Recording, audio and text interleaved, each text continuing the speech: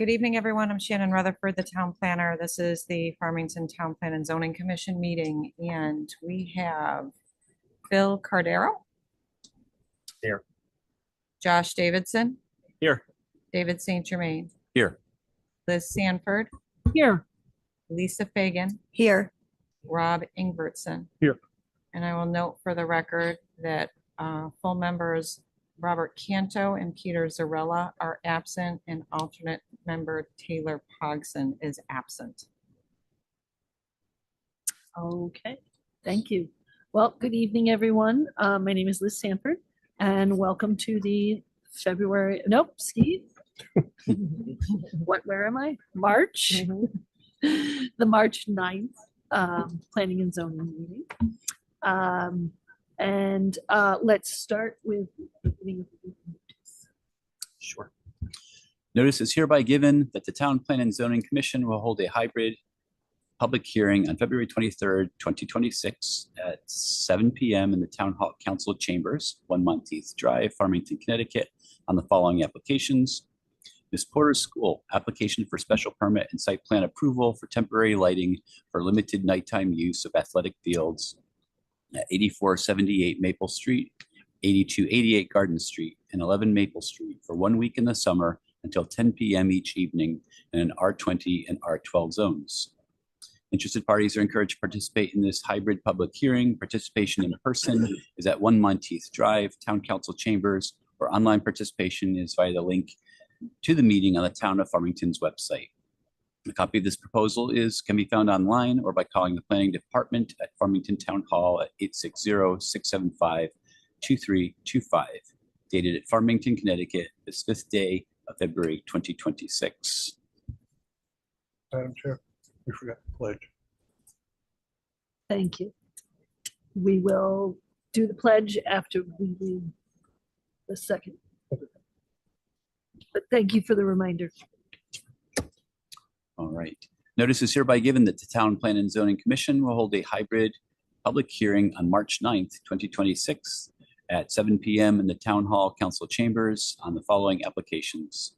97 River Road, CBP LLC, Horton Electric application from LADA PC for special permit and site plan approval to pave outdoor storage area, modify landscaping, and retrofit site for stormwater controls with waivers for impervious coverage and landscaping at 525 New Britain Ave, CR and FPO zones. Interested parties are encouraged to participate in this hybrid public hearing. Participation in person is at 1 Monteith Drive, Town Hall, Town Council Chambers, or online participation is via the link to the meeting on the Town of Farmington's website. A copy of this proposal is online or can be obtained by calling the Planning Department at Farmington Town Hall at 860-675-2325, dated at Farmington, Connecticut, its 19th day of February 2026. Secretary. Okay, boys and here I am. I think I'm at school. Please rise so we can say the pledge. I pledge allegiance to the flag of the United States of America and to the republic for which it stands, one nation, under God, indivisible, with liberty and justice for all. Thank you. I'm a little thrown off my game. Last meeting was canceled due to snow, so we're a little different here. Yes, Lance. For the record, who do you want to sit? Thank you. That was going to be my next thing. I wrote it. Yes. So, let's see. Let me remember my order here. Okay. I need to appoint alternates to act as a voting capacity. So let's see. Lisa, would you stand for Bob Canto? All good. You can agree. Do you want me to? Nope. You can stay right where you are. And Rob, can you serve for Peter Zarella? Yes. Yep. Okay. Thank you very much. I appreciate your help. Okay. So now let's begin with new business. Okay, so the first item on the agenda is Arnco Sign Company, and I believe Jeremy is on the phone. Hi, folks. Jeremy with Arco Signs. How are you? Good. And let me pull up here we go. Okay, Jeremy, if you could just do a brief explanation of the application request for the commission. I will scroll through the slides and then they'll open it up for questions. Okay, so Hanger Clinic over at 220 Farmington Avenue is looking to replace the wall sign as well as some vinyl on an existing monument sign. The wall sign is 4 foot by 7 foot. It has it'll have lighting from above shine down to it. I understand that it can't be any higher than 4,000 K. That's what the sign looks like right there. And then they're having a little monument sign with some vinyl on it that is 7 inches by 3'4" twice. Fairly simple little application. That's replacing the existing panel, correct? Correct, yes. Both cases, we're replacing a panel on the wall and we're replacing a couple panels on the outside.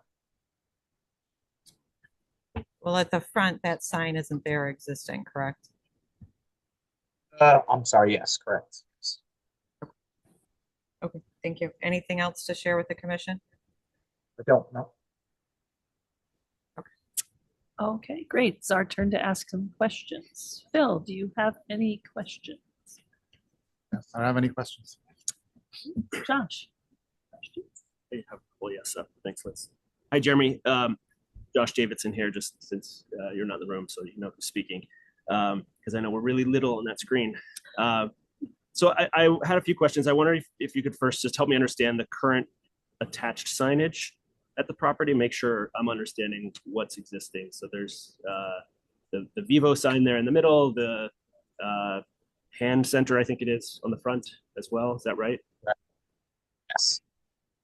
And then there's a sign in the rear of the building that's the existing hangar sign. If you scroll down, that banner right there, that's going to be coming down.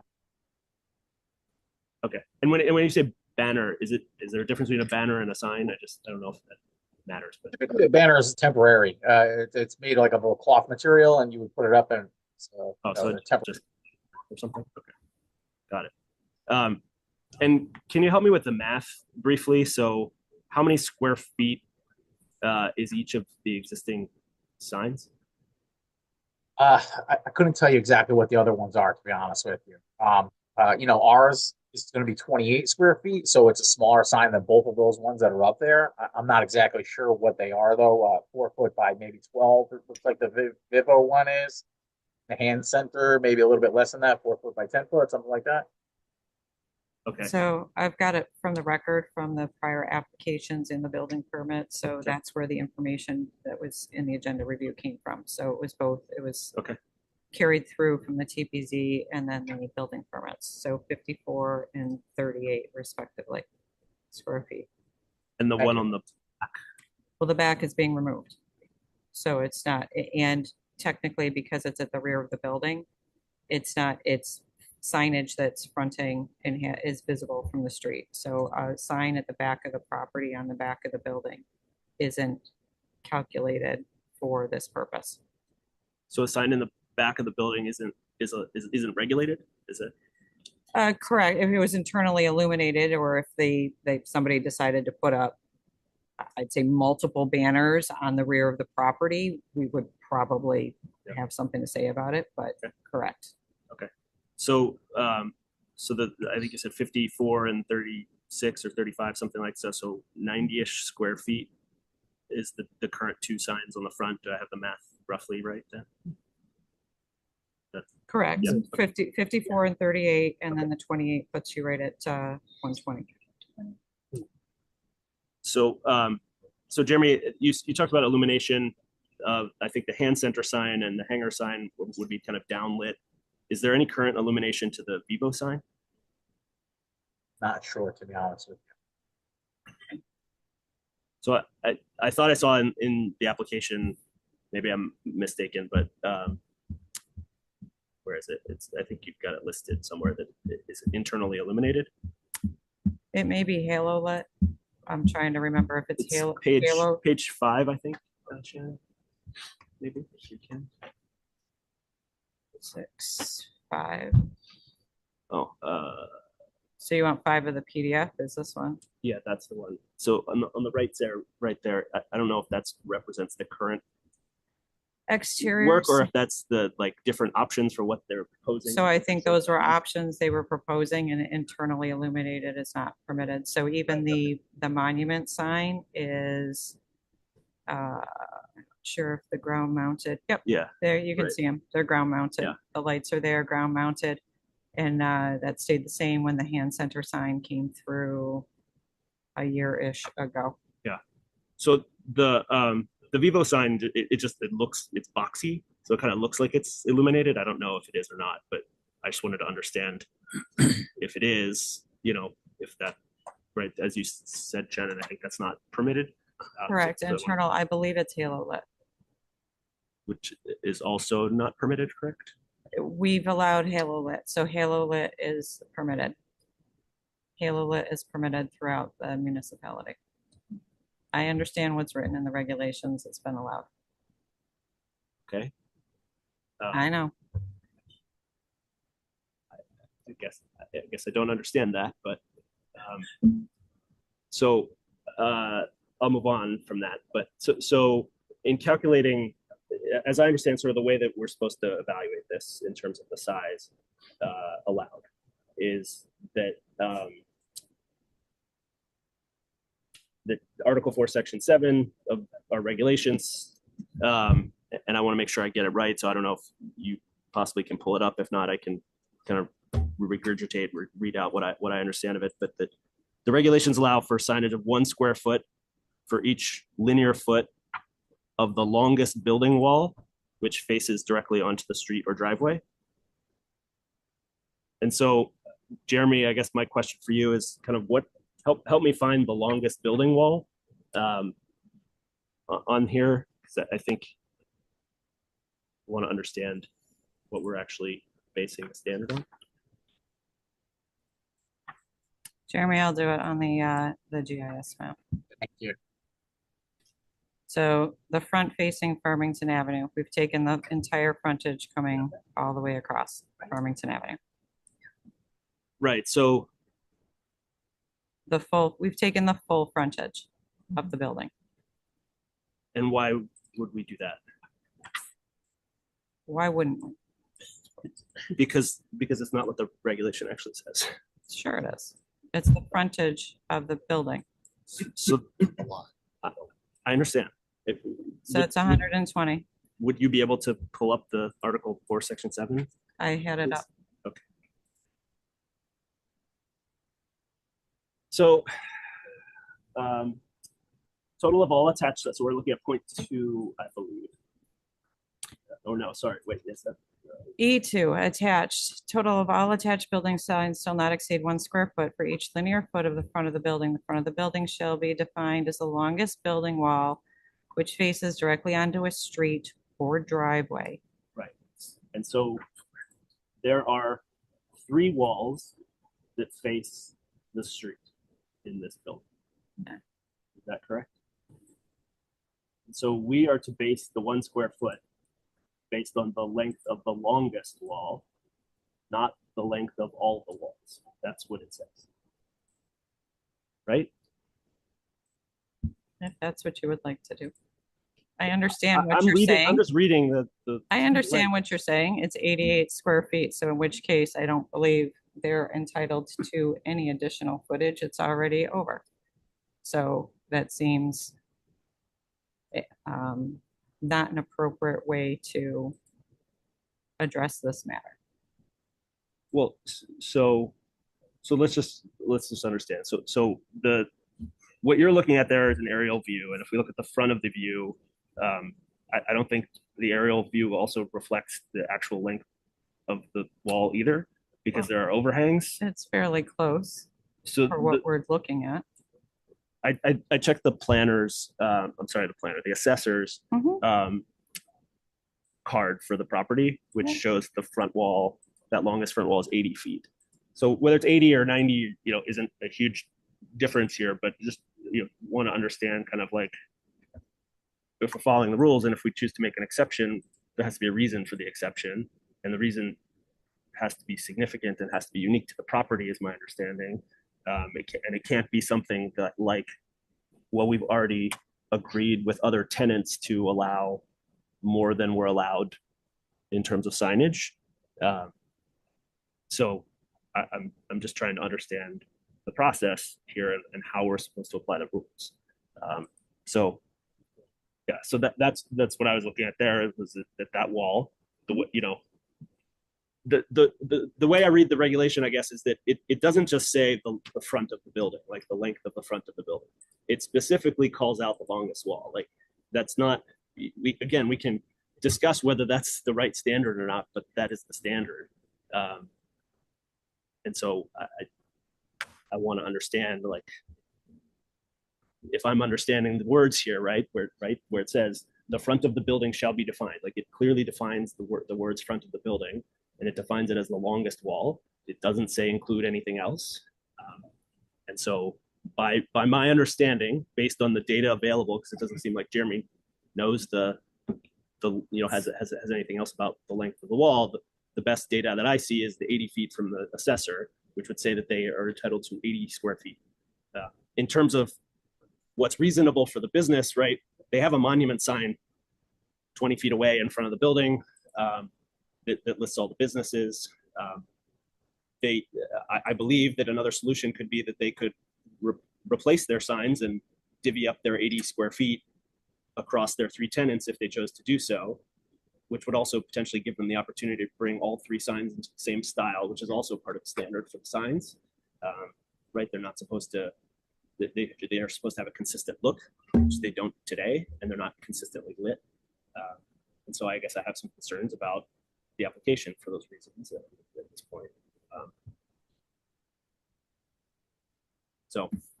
I'm not really here to argue about like interpretations of the code. No, I thought it was predetermined already that it was 120 square foot allowed for the tenants that are here. So that's kind of what we're going with. I didn't realize that this was going to come up. Everybody that reads code books kind of interpret them their own ways, I found. So I can't really, argue with what you're saying, but I thought it was already pre-established that it was 120 square feet. Understood. I understand.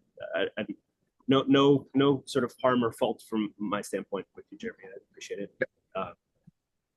And I appreciate you trying. And I also would like, landlord is very difficult to deal with on anything, to be honest with you. So it'd be extremely difficult to get him to sign off on bringing the other 2 people in there to become compliant with the code. Just be basically hurting my customer, trying to get a sign that they feel they're allowed by code. Sorry, I don't know if it was just me. It was tough for me to understand all of that. I think you were saying. Could you? We were having a little hard time understanding. Could you try that again, Jeremy? Sure. Sorry, my internet connection is the best right now.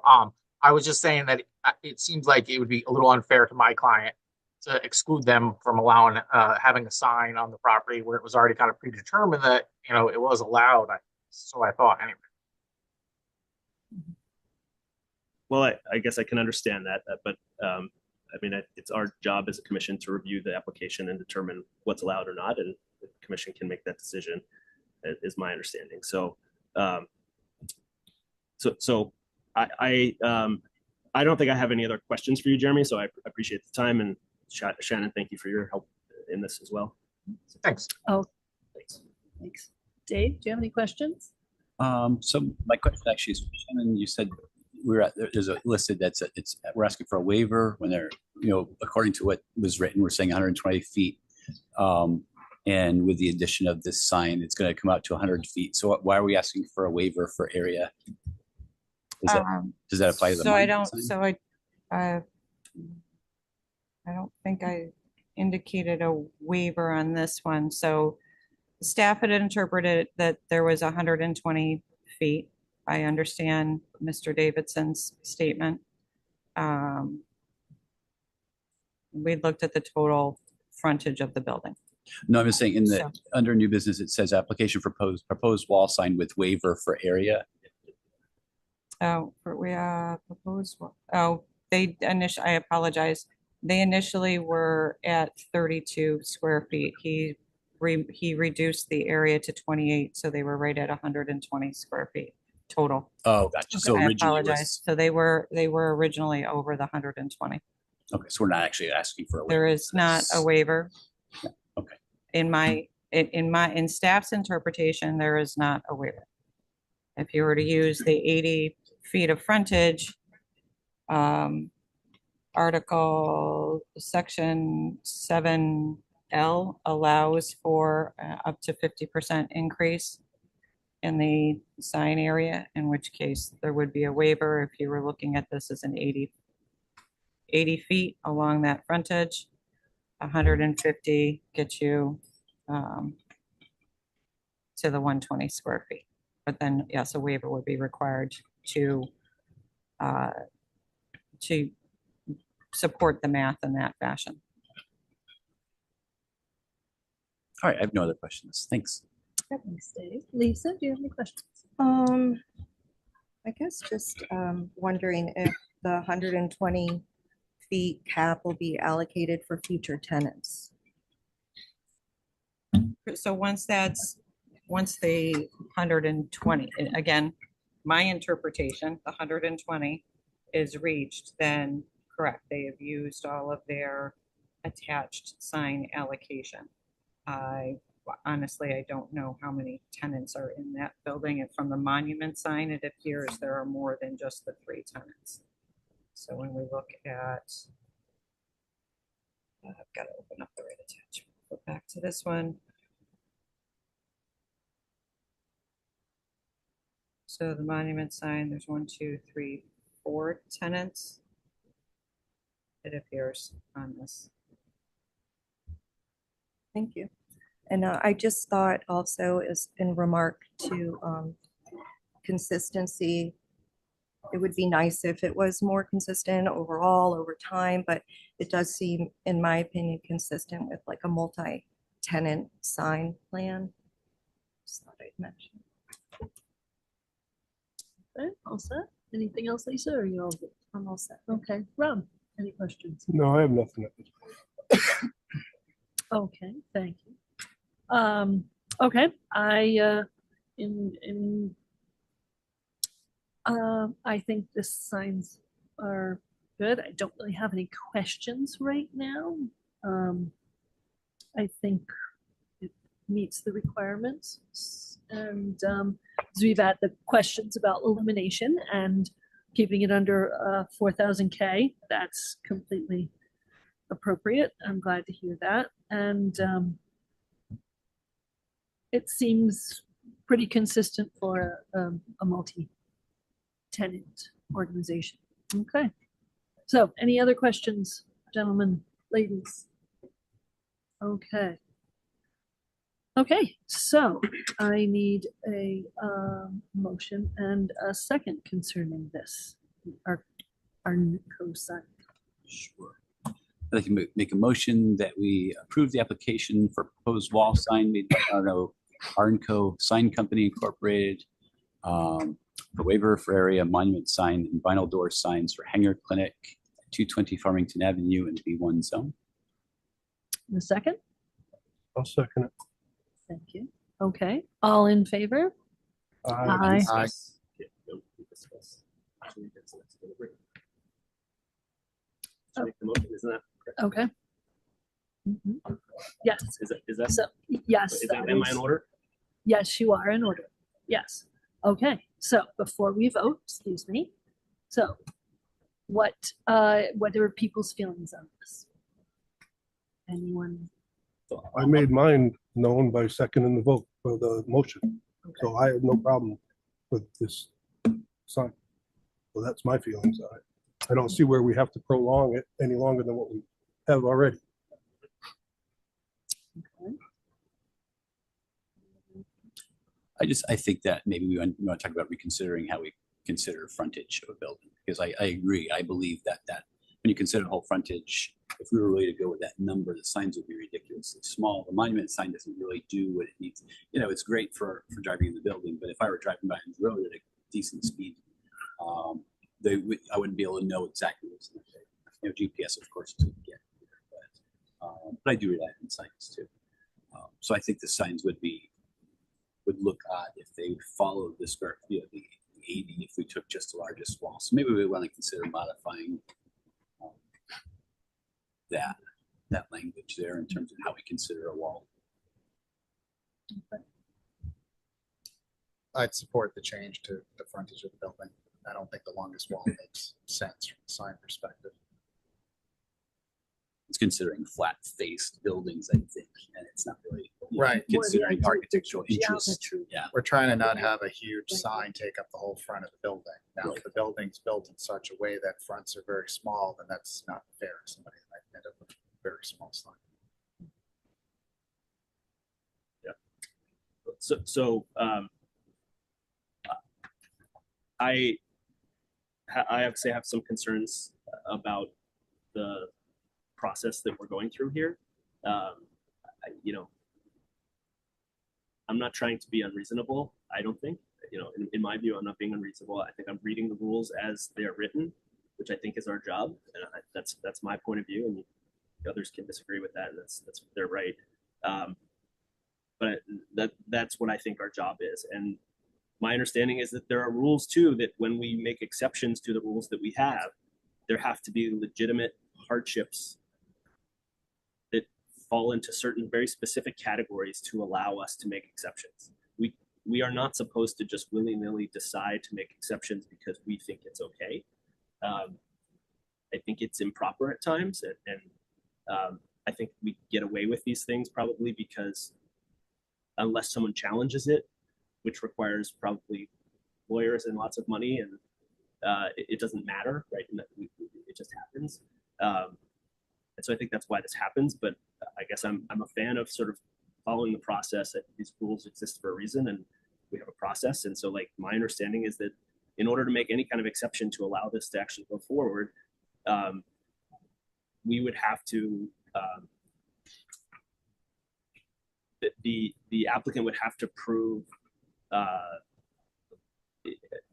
that there are either something unique to the land, that there's a hardship unique to the land that arises from the physical characteristics of the land, not the building, that require the sign to be greater, that the limitation can't be self-created, meaning the fact that they already have too big signs for other tenants means that they don't have room for a third tenant is not a valid reason. And that there can't be another alternative to provide reasonable identification. For example, they could change the monument sign and we could approve a different size or location of the monument sign.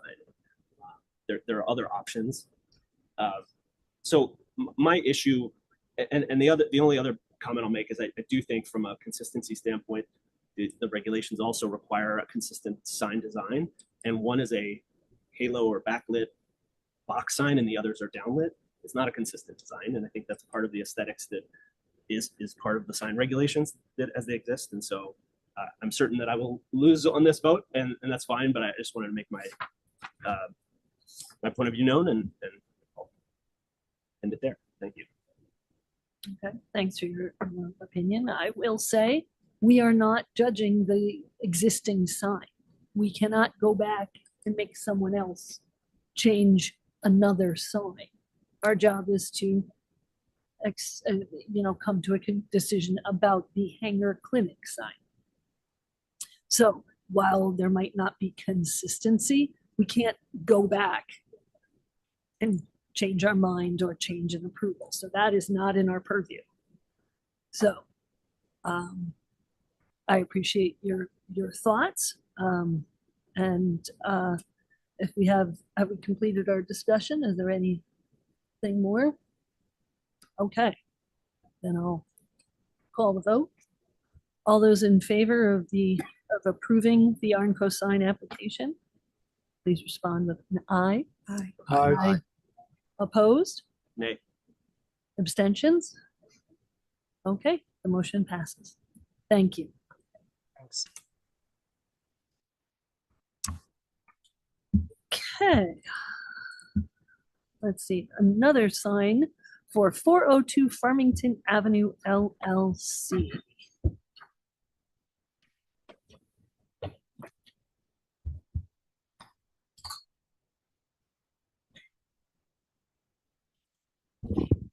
Hi, my name is Lauren Rosen. I own Artifacts, and I'm here on behalf of 402 Farmington Avenue LLC, talking about the Warren Apartments at 402 Farmington Avenue. And I'm going to present 3 signs that we have in mind for the complex. I made copies, and I'm in a bad habit of making copies. I have 10 sets of 11 by 17s if anybody wants one. Okay, cool. We love handouts.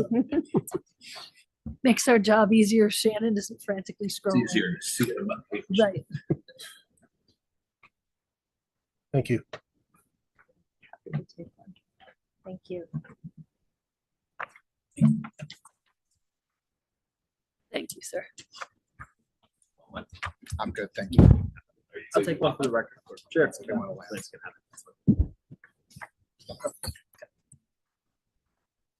You said, Yes, sir.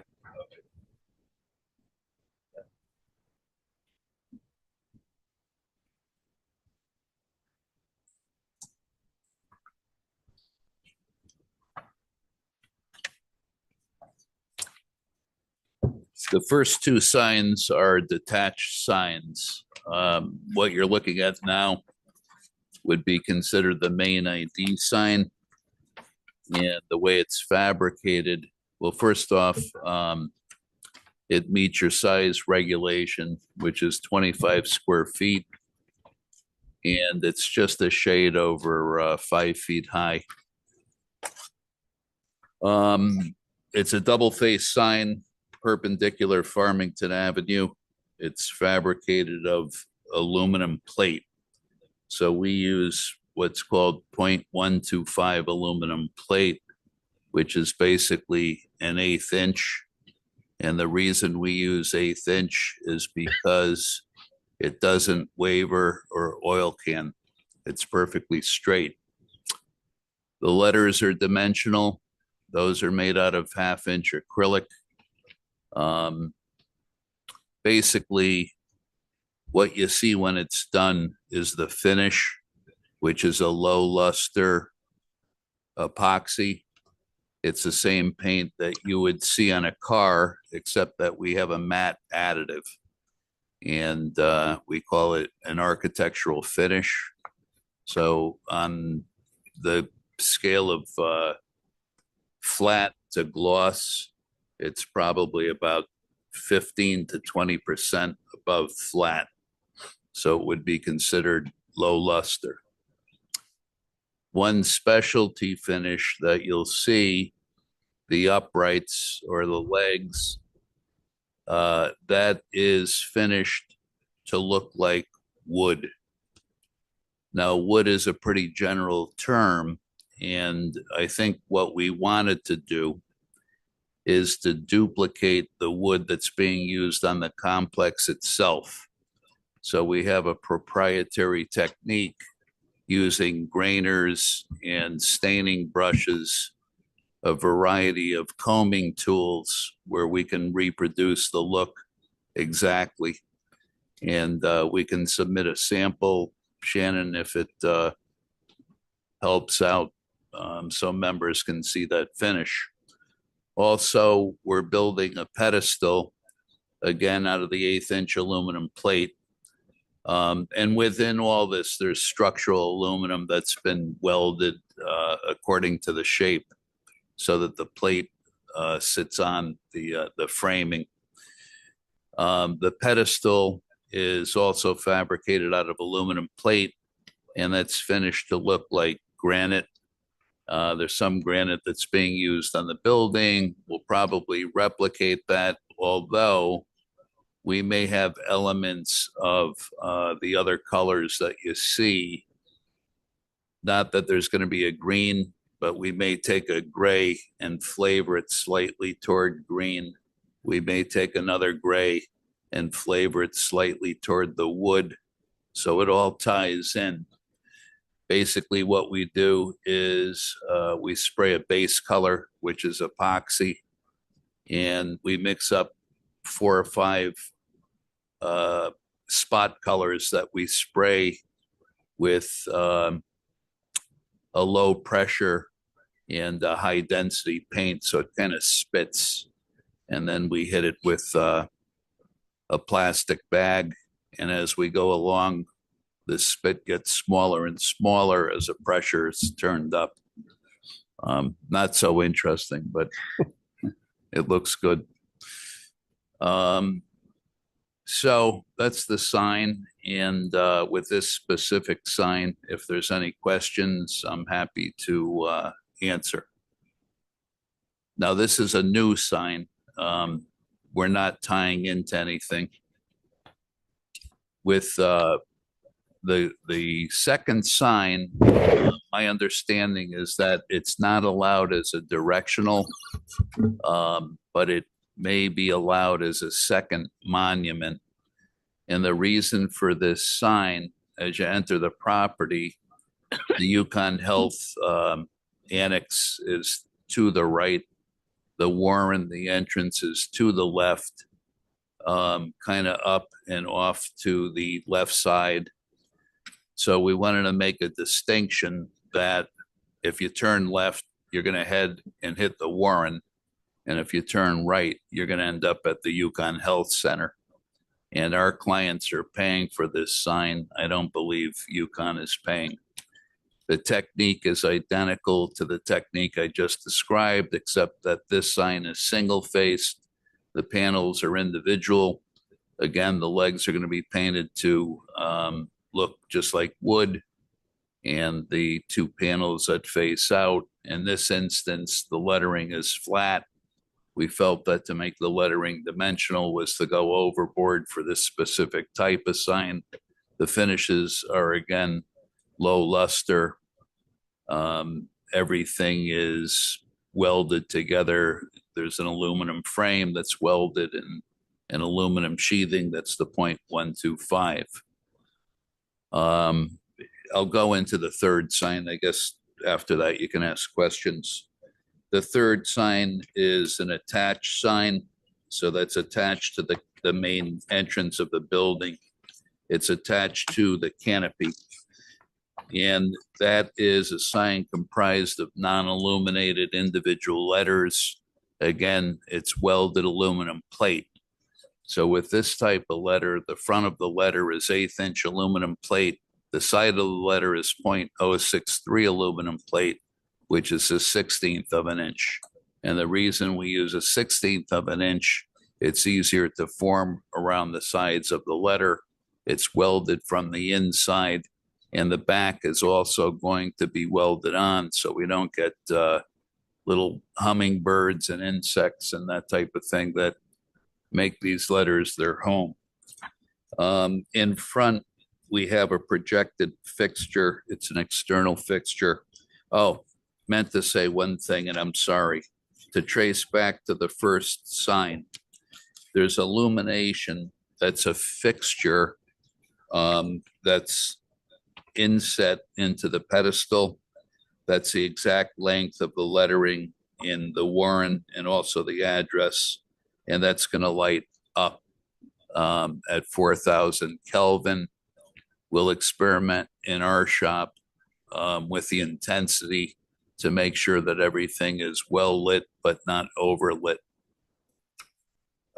There's going to be external lighting with the directional sign.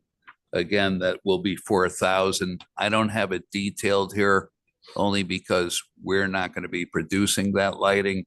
But my assumption would be they'll probably use a horizontal linear fixture that's going to produce about 600 to 750 lumens at 4,000 Kelvin. And if you look at the drawings, it's all detailed, the fabrication. Again, back to the canopy sign. It's built in a way where the letters are perched up on a framing, and the framing is structural aluminum that's painted to match the canopy. The letters are painted a very light gray. I think it's light gray, cool #1. which ties in with some of the detail on the building. And also, if you look at the window behind, windows tend to look dark during the day. So the letters have to be light, so they'll come forward. Sides are painted to match the face. Any of the structural, again, is painted to match the canopy, including the light fixture. And it's a note, we have 5,000 K. You could cross out the 5 and put a 4. It's almost like a cut and paste because typically we're using 5,000 Kelvin because it's right in the middle of the spectrum. As a note, the fixtures that you see, we manufacture in-house. So we have absolute control on the lighting, the degree of lighting, the angle of the lighting, the color of the lighting, et cetera, et cetera.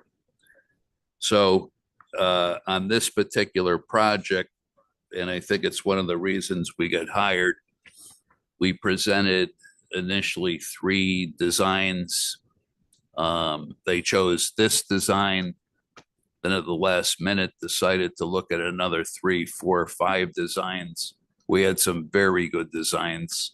And at the last minute, they said, you know what, first design, we've decided we're going back. We're dealing with a logo we didn't design. That's the logo. And I can answer any questions. Thank you very much, sir. Okay. Phil, questions? Yeah, just a couple of questions. One, your very detailed information about the sign. I appreciate that. It's going to look, I think, pretty nice.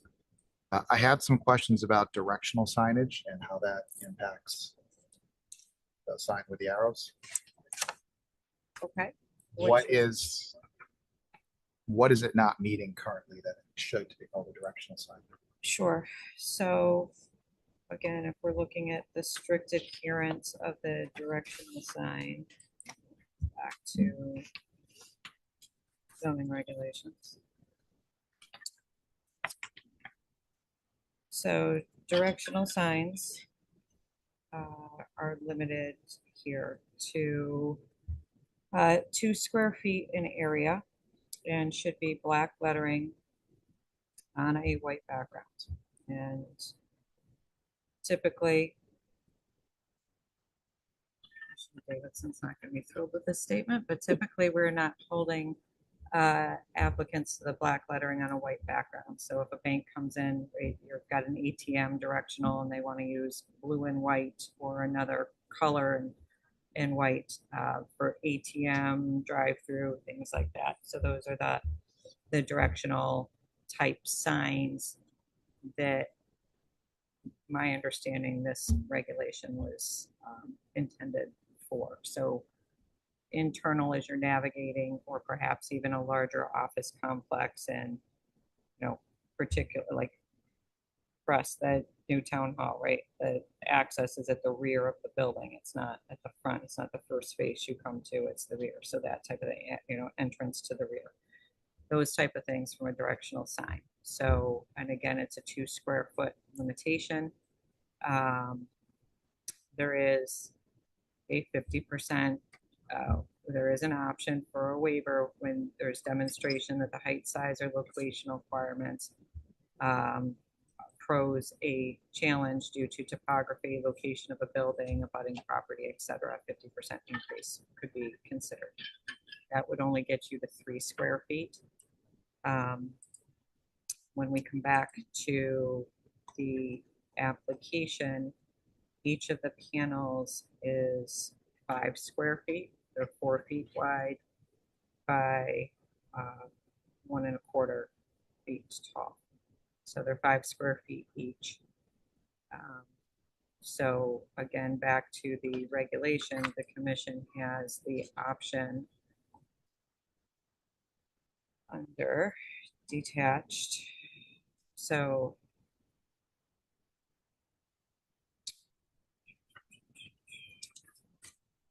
the commission shall determine the maximum number of detached signs permitted for each individual lot. So there is an opportunity to consider this as a second detached sign. it would meet, certainly meets the area requirements at 5 feet for each panel.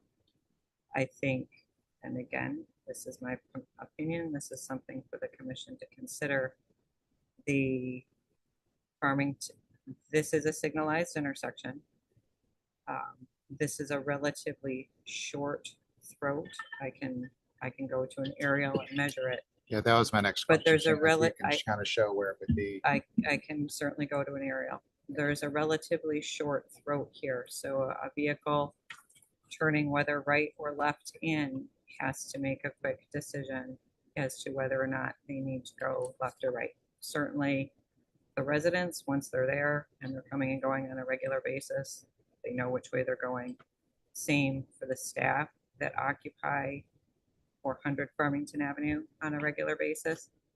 However, deliveries, whether it's food, goods, services, movers, etc., the decision time coming in as you're making that turn off of Farmington Avenue, a smaller sign is going to be more difficult to, I think, see, interpret, and make that decision in an appropriate fashion.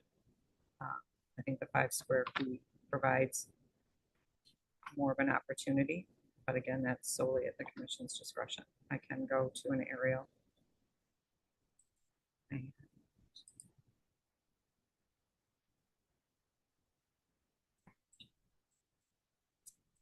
So it's under, this is the most current aerial I've got here. And when I went to Google Maps, it was the same aerial. So this is the throat we're talking about as you come in. This is a signalized intersection that brings you into Farm Glen and the hotel across the street.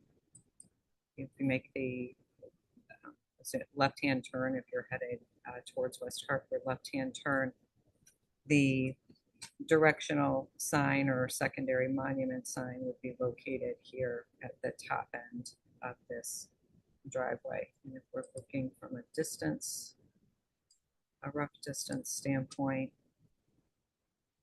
from the curb line or the travel lane to midway where you'd have to make a decision, you're about 80 feet in. So 20-foot car length, you're about 4-ish car lengths in, roughly.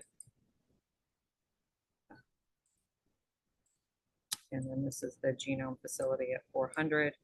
And then the driveway up to 402 circulates and comes, it's up a hill. So it's around, it's an immediate turn and up and past the Hartford Healthcare Building at 406 Farmington Avenue. Thank you. No questions. Okay, thank you. John? No questions for you, just a quick comment. Great presentation. From my standpoint, signs look great, and I don't see anything that doesn't comply with the rules. Given I think the monument sign that the staff suggested makes perfect sense. It's considered that, and it fits in the guidelines. Thank you. Yeah, the directional sign that's allowed, which is 2 square feet, white on or black on white, we had considered that. Diminutive for the property, a little bit utilitarian for the upscale look, and we definitely wanted to distinguish UConn and the Warden as 2 separate entities with their own looks, because it is about 75 to 80 feet back from the road. I was confused the first 2 or 3 times, but I'm getting old. And of course, residents are going to know where they are right away. But for your first time visitor, the entry is a bit confusing. Thanks. We might have a few more questions. Oh, I'm sorry. Any Not further quite done questions? I apologize. No. Thanks for the presentation. Signs look great. I have no questions. Lisa? No questions. I think it's a really smart design. Thanks. Rob? Yeah, the directional sign, the lighting, I don't see it. Is it going to be ground-based or is it going to be underneath UConn horizontally? You know what I mean? This is my anticipation. I think they're looking at the project and saying, can we do it ourselves? I have a feeling we're gonna end up doing that lighting. It's gonna be horizontal in nature. Right, but what I'm asking, is it going to be attached? to Ground. the- Okay. Yeah. right, That's all. So it's okay. gonna be a direct relative of what we're using on that other sign. Okay. Except shorter. Yep. All right. So probably about a 2-foot fixture. That's all. Any other questions? Just a quick one. You were able to use the same font sign type for Yukon as, so it's very consistent. Yeah, we've done some work for UConn and Thank you. we have all of their logo work on file. Okay. And we can double check with them. We know the people there. Just to make sure it hasn't changed. You never know when it's time for a rebrand, but okay, that consistency would just really make it look so smart. Yeah, So, you know, the woman that was in charge of the look at UConn actually went to my high school down in Woodbridge a year ahead of me. small world. I was happy to see her until she got on my case about the lettering on the last job. So it's fresh in my mind. Okay. Thank you very much. Thanks. Appreciate your presentation. Very thorough.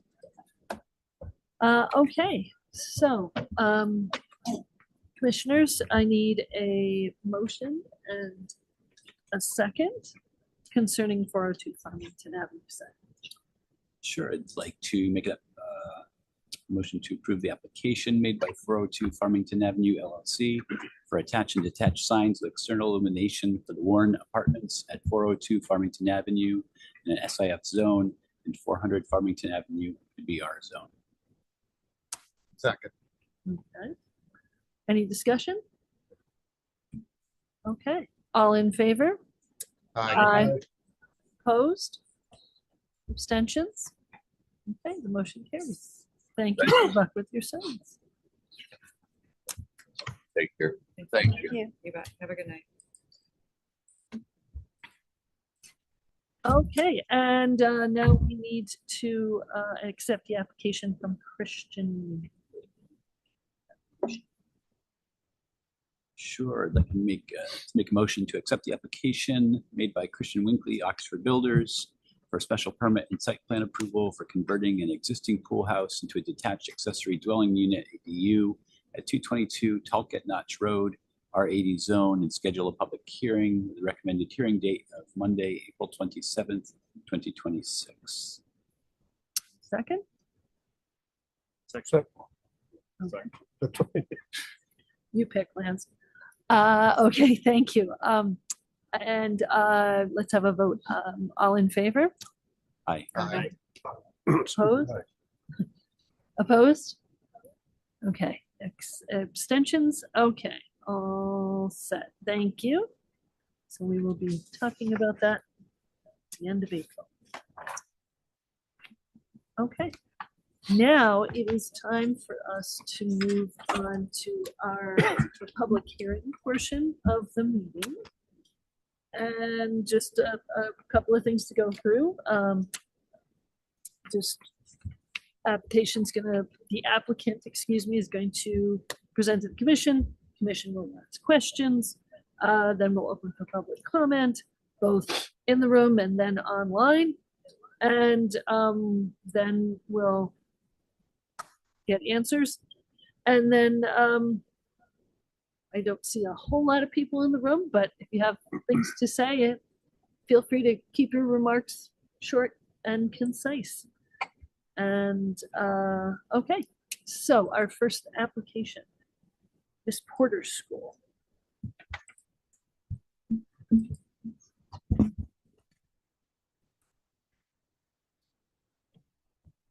Good evening, Madam Chairman and members of the commission. My name is Tom Charette. I'm the Director of Facilities at Miss Porter School. Before I begin, I'd like to thank the town planner, Shannon, and Lance for their guidance and support throughout this application process. Their technical insight, particularly regarding noise levels and environmental safeguards, has been incredibly helpful,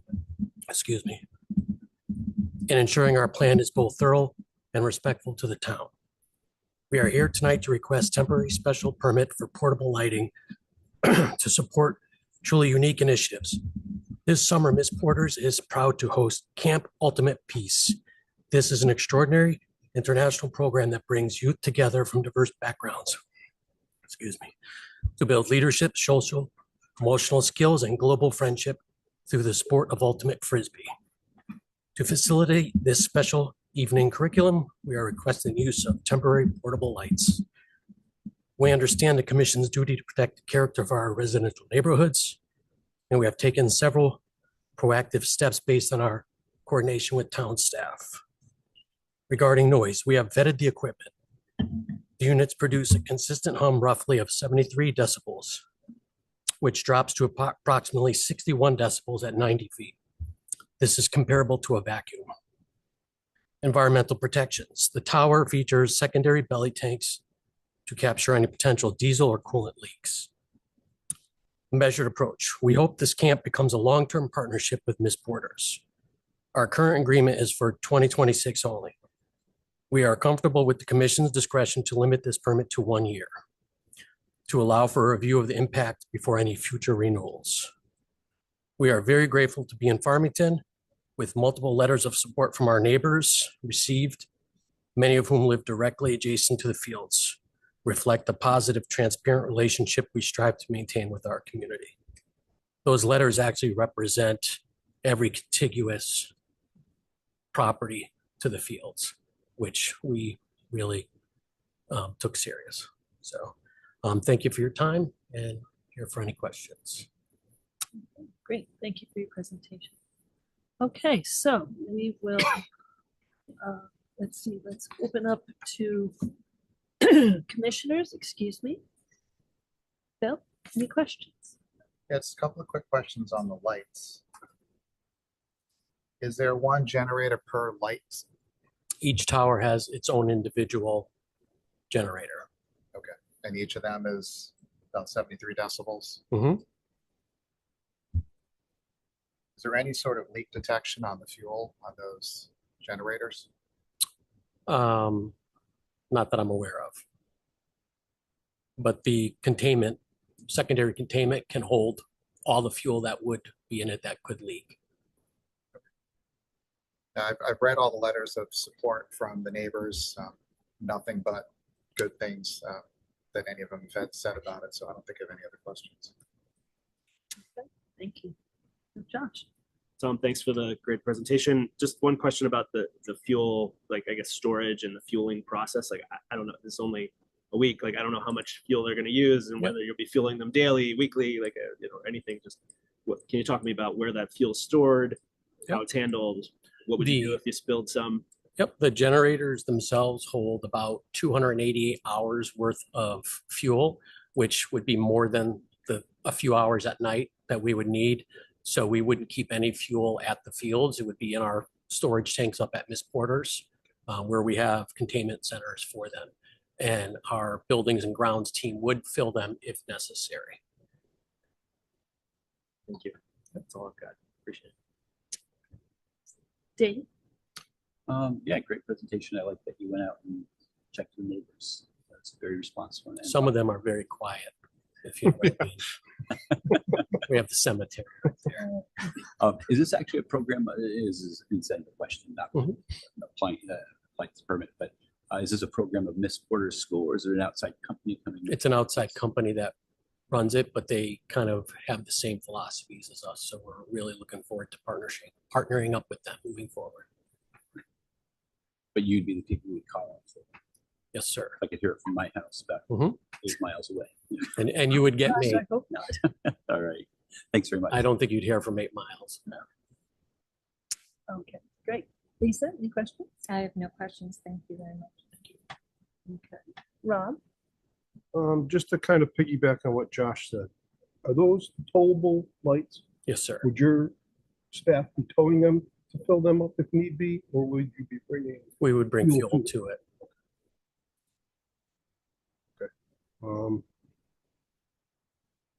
That's it. Okay, Oh, sorry. I get a turn too. Um, when these lights are in use, they're going to be in the upright position for the entire week, correct? Yes. Okay, I didn't know if they were raised and lowered. Honestly, we didn't talk about what we would do when they're not being used. Okay, They are on timers, so our thought was to have them go on a timer on and a timer off. okay. Yeah. That was going to be one of my other questions, whether it's a manual or it's a timer situation. Yep. So, okay. And Quite frankly, it doesn't get dark till like 9 o'clock then anyway. So I'm, very true. we've been debating how much are they going to actually use them, but we want to be prepared. Better to have than not. Mhm. Have and not need than need and not have. And I will say I appreciate, as someone who gets all your emails, we appreciate all the neighbors, all the information. It's been very helpful.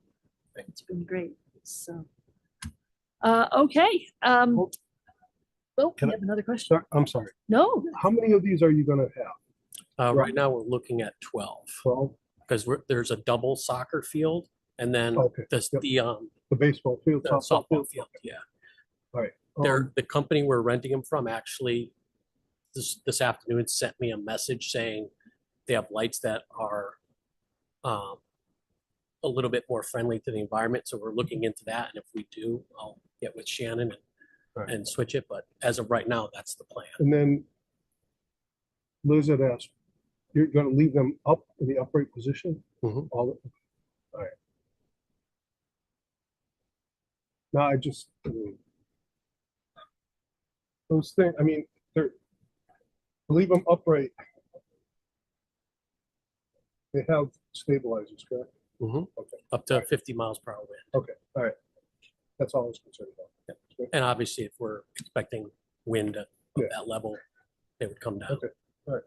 Won't be much ultimate frisbee. Yeah. in the middle of a thunderstorm. I Some hope more not. challenging. Okay, I was just thinking safety wise, that's all. No, it's good. okay. It's the same ones they've used like for other football field rentals. Okay. Okay, this is a public hearing, so, yeah. You can sit down if you would like, and call you back up. If anyone is here who would like to address, Mr. Charette and the, issue from Ms. Porter's, come on up, now's your time.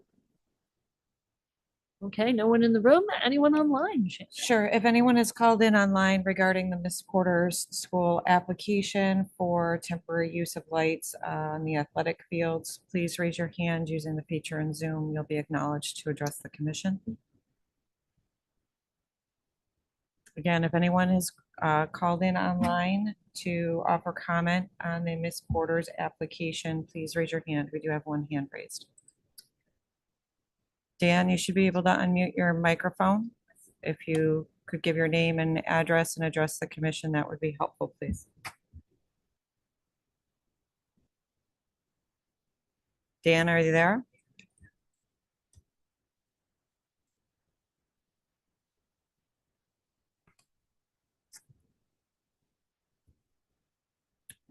He raised his hand, he unmuted his microphone. I've got no audio for Dan.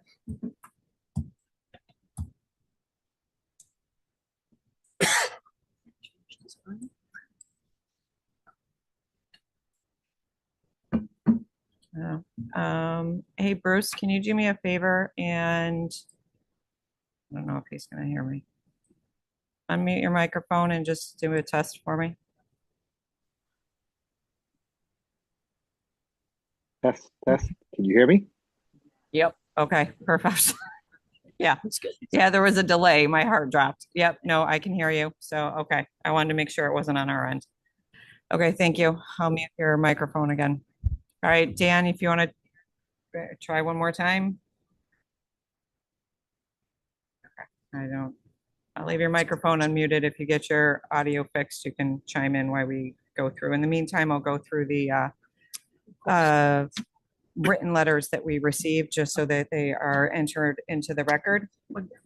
As noted, as our usual practice, I'm not going to read these all in specifically, but I will note who we've received them from. So, and we'll scroll through them so they're captured in the recording.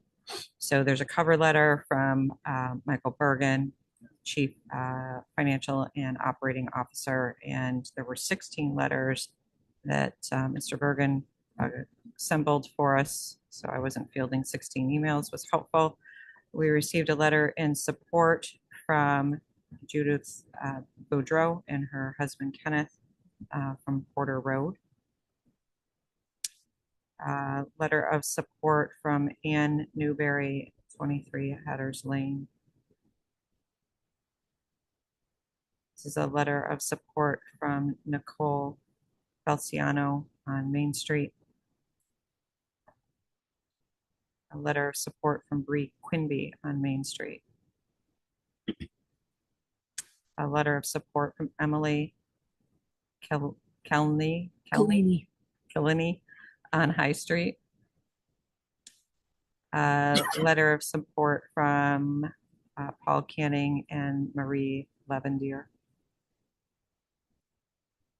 Letter of support from Catherine DeRoy on Garden Street. Letter of support from Sarah Jean Willett.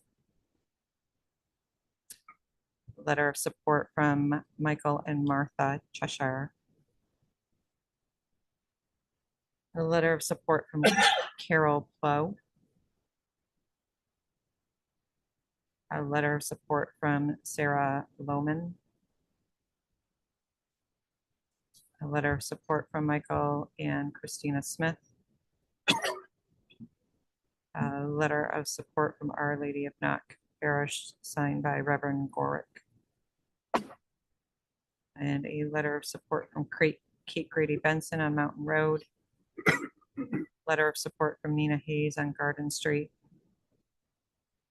A letter of support from Rebecca Laurie. And that's it there. And then we had a letter of support from Martha Radford from Farmington Avenue. A letter of support from Elizabeth Wildy on Colton Street. A letter of support from Sonia Kicks on Garden Street. A letter of support from Jay Bombara, Mountain Road, I believe. And a letter of support from Robert Mandel on Main Street. And yeah, I'll try. Dan, are you able to access your microphone? No, Madam Chair, there's no audio there. Okay, so gotten all our correspondence and commissioners, are there any other questions that we want to address before we close the hearing? I could ask one other question, Tom, if that's okay. So Tom, did you guys look into the possibility of having battery powered light towers? I was just doing some quick Googling. It seems that they do exist, but I don't know if they're actually, can be gotten. So Just come on back up to the mic. Thank you. We did look into them a little bit, but they seem to provide a lot less lighting. So we just went with the recommendations from the vendor. Yeah. Yep. Yeah. Okay. It might be something to consider, and obviously, if you do this year, in the future, technology keeps getting better. Maybe an option in the future that eliminates some of the environmental risks, the noise, obviously. Thanks. Hello. Oh, there we go. Hi, Dan. Dan.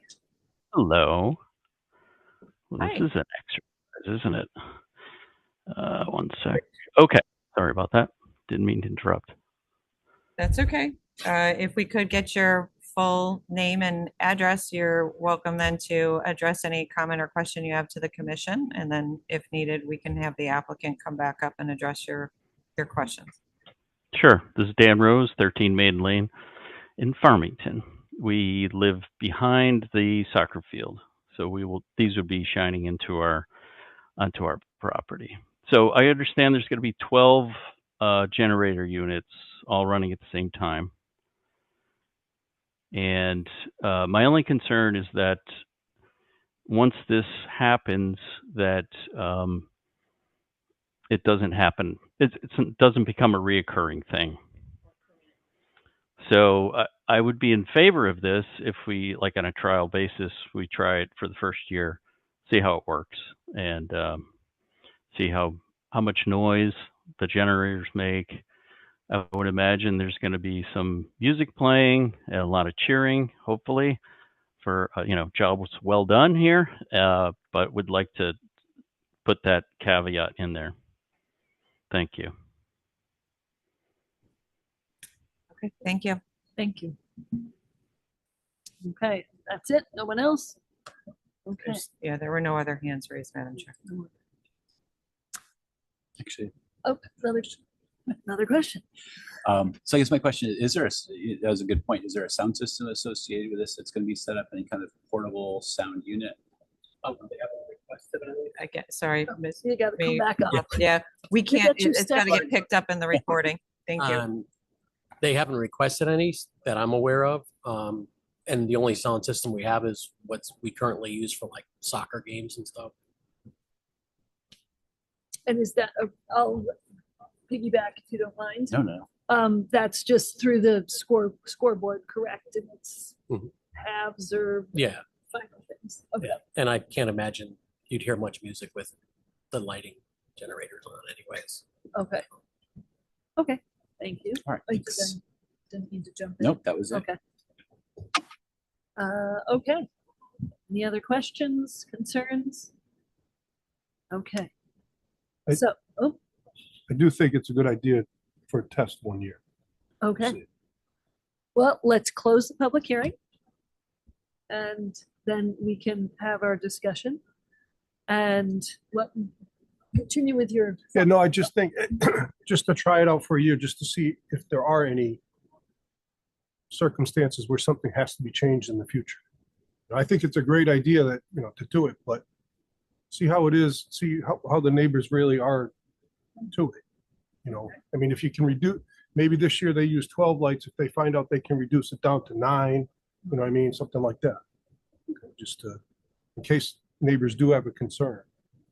I think it's a pretty good idea, just do it on a 1 year basis and then come back Okay. if they have it. Because as from what I understood it right now, it's just a 1 year contract with them anyways. Correct. That's my interpretation too. Yeah. So just to, Any other feelings along that lines? I agree. I Um, think it's prudent to try it for 1 year. If it works out as well as people think it is going to, then we can go further. Okay. I concur. I feel the same way. I think that's, give it a shot, see how loud it really is, see what's going on.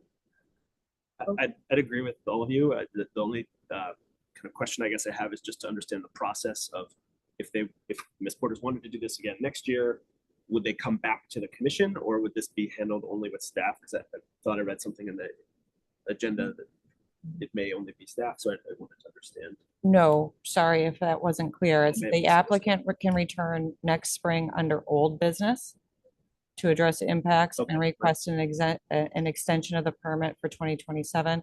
Or the commission can choose to make the special permit permanent, so you can continue a 1 year extension, but it would be with the Still- commission. It's with the commission. Gotcha. Thank you. We would provide My any, mistake. we'll provide any feedback, obviously.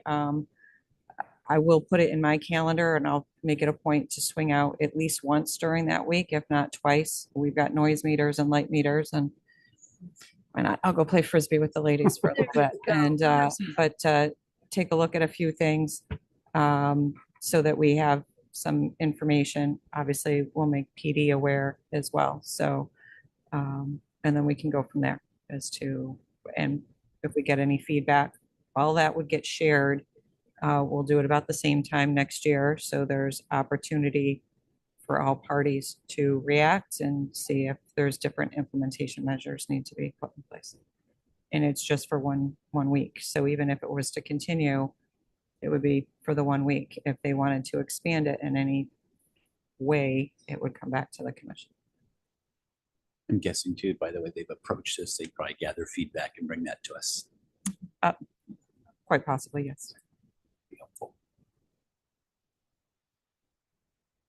Okay, do you feel we're ready to vote? We know What do you need, a motion and a second? Right. Just to Sorry. clarify, I think we're in agreement. The motion would be just for the 1 1 year. week, 1 year approval and not beyond. Okay. So, I need a motion and a second. I'd like to make a motion to approve the application made by Ms. Porter's school for a special permit and site plan approval for temporary lighting for limited nighttime use of athletic fields at 8478 Maple Street and 8288 Garden Street and 11 Maple Street for 1 week in the summer until 10 p.m. each evening in an R20 and R12 zones as presented. Oh, I said as presented. Oh, you did. Okay. As presented. Covered. Yes, just want to make sure we get those words in. Okay. Do I have a second? Second. Okay. All in favor? Aye. Opposed? Abstentions? Okay, motion carries. Good luck and happy camp. So.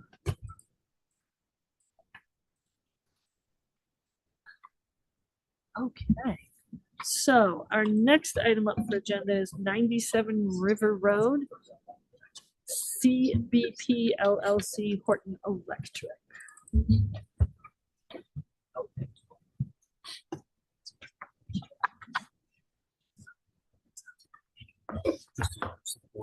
Okay. Okay, You'll have to go to the, if you're gonna chat, we'll have to go to the podium. Go to the podium anyway. but you can make yourself comfortable. That's fine.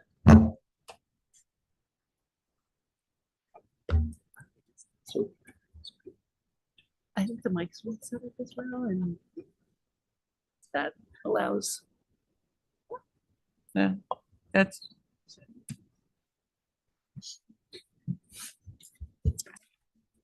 Evening. Good evening. Welcome. My magic pointer actually works. It usually is Mhm. absorbed by the screen, but that's great. I'm Philip Doyle. I'm a land planner from LADA over in Simsbury.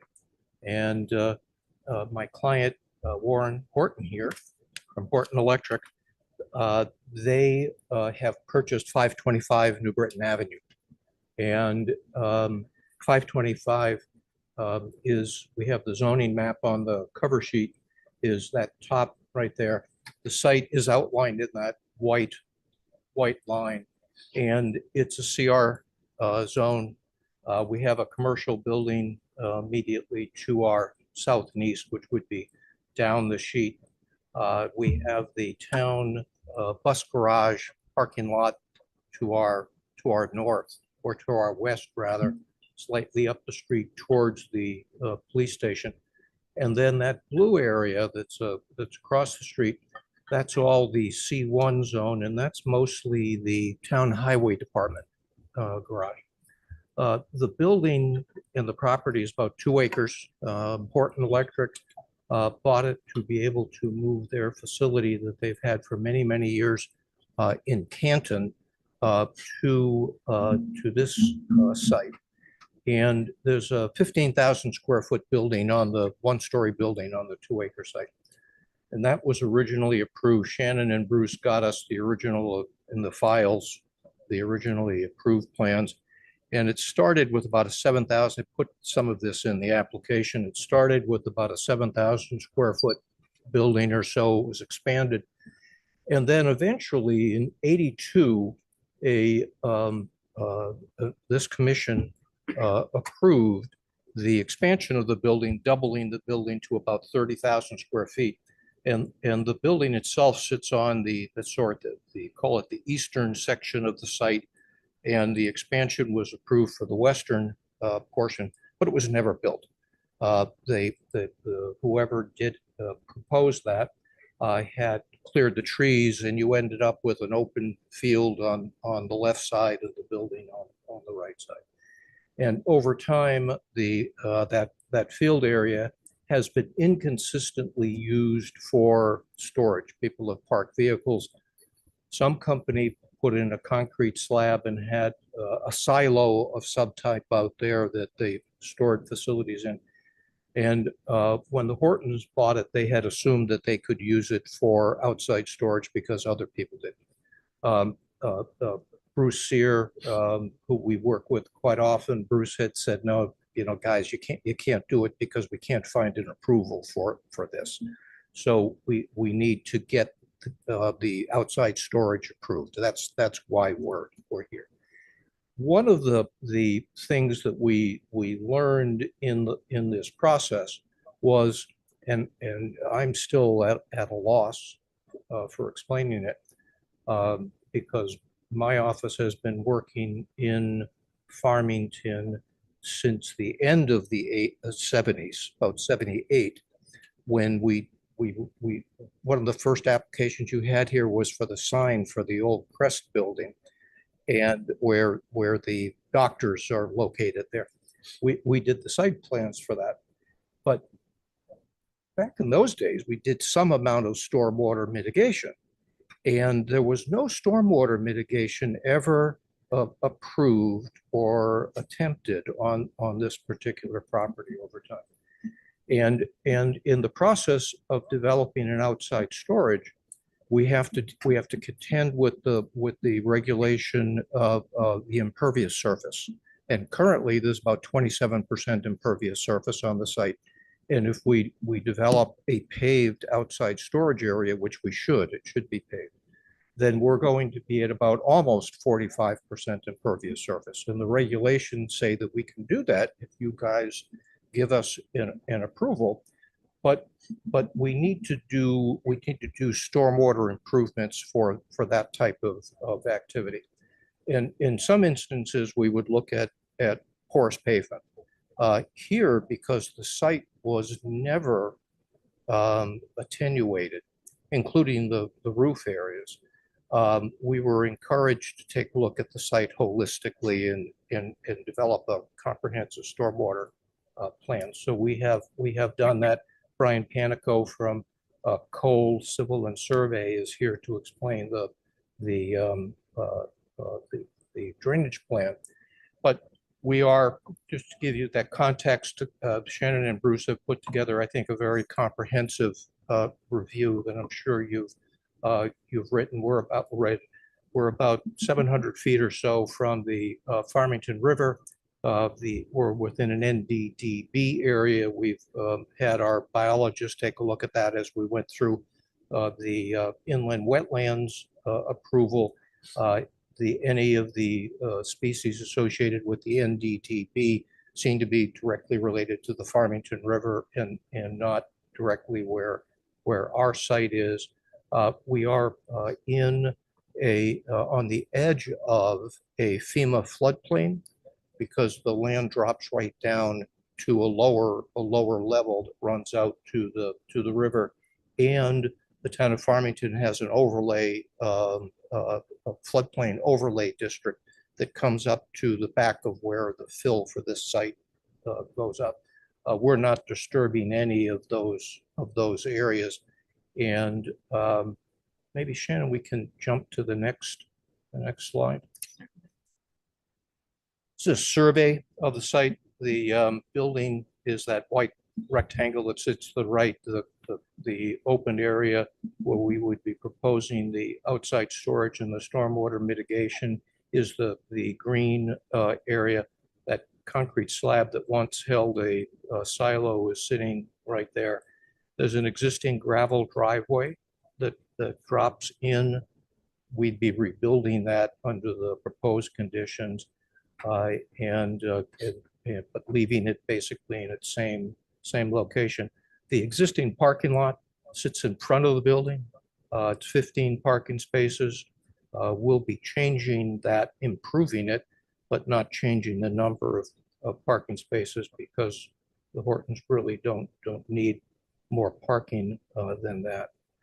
You can see Hyde Brook is at the top of that sheet.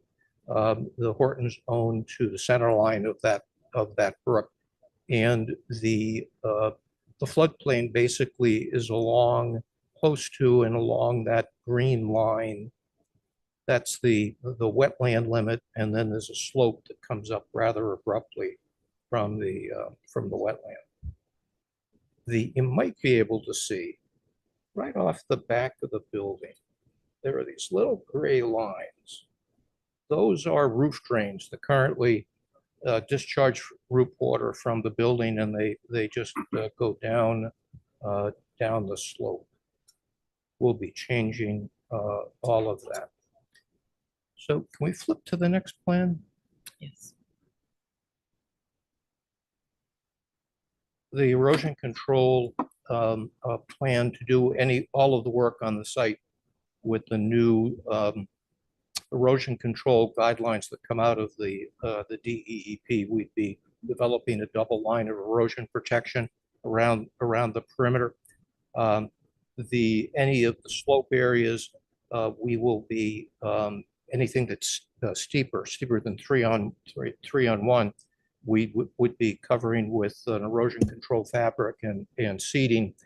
Right in back of the building, there's a little gray area. Yes, right there. That's a little gully that has been caused by the one of the roof drains, and the Inland Wetland Commission asked us to clean that up, fill it, grade it, and stabilize it with stone. So we will be doing that. We'll have a traction pad that goes down into the area where we'd be creating the storage zone. We have a stockpile area that we've designated that would be protected with erosion control barriers. And then there are 2 temporary sediment traps that would collect water during construction.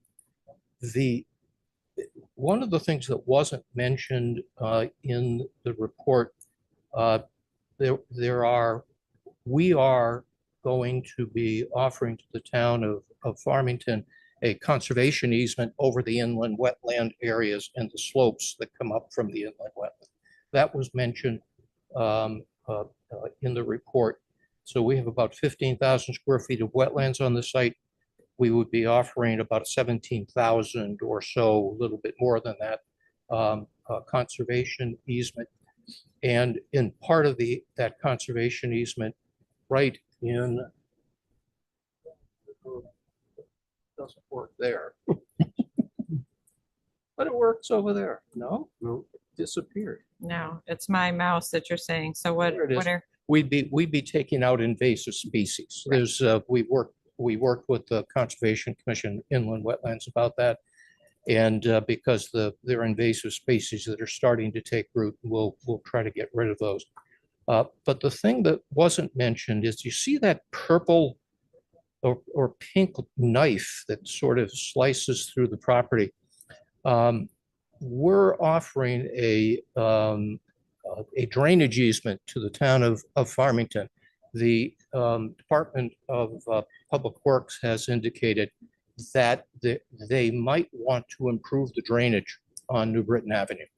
And they need to have if they do that at some point in the future, they would need to have a point of discharge, and have asked if we would consider that. So we will permanently offer a drainage easement through the property. And let's go to the next slide. This is the proposed plan. And I've colored a few of the plans. I didn't do it with the whole set, but the temporary stormwater mitigation areas during construction ultimately get redone, and those are turned into our stormwater control basins.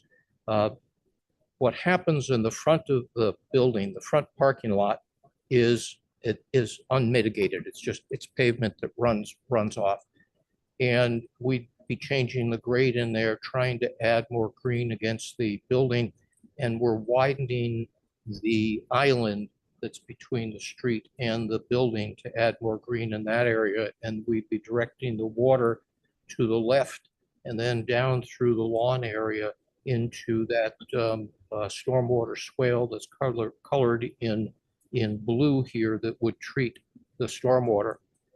And then the storage area runs off into the center. We put a double catch basin in the center, and that water is eventually sent into the main stormwater basin. And where the small basin connects to the big basin, and then it connects out eventually to the wetland. And again, Brian can explain that.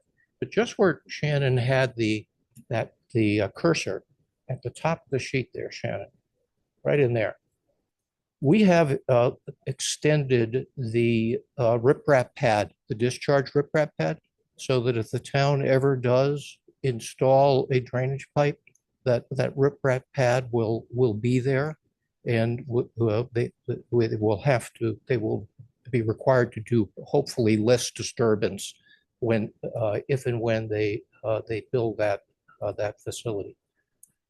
We provided at the staff's request a list of the equipment that would be parked outside. We would have about 24 parking spaces for different types of equipment.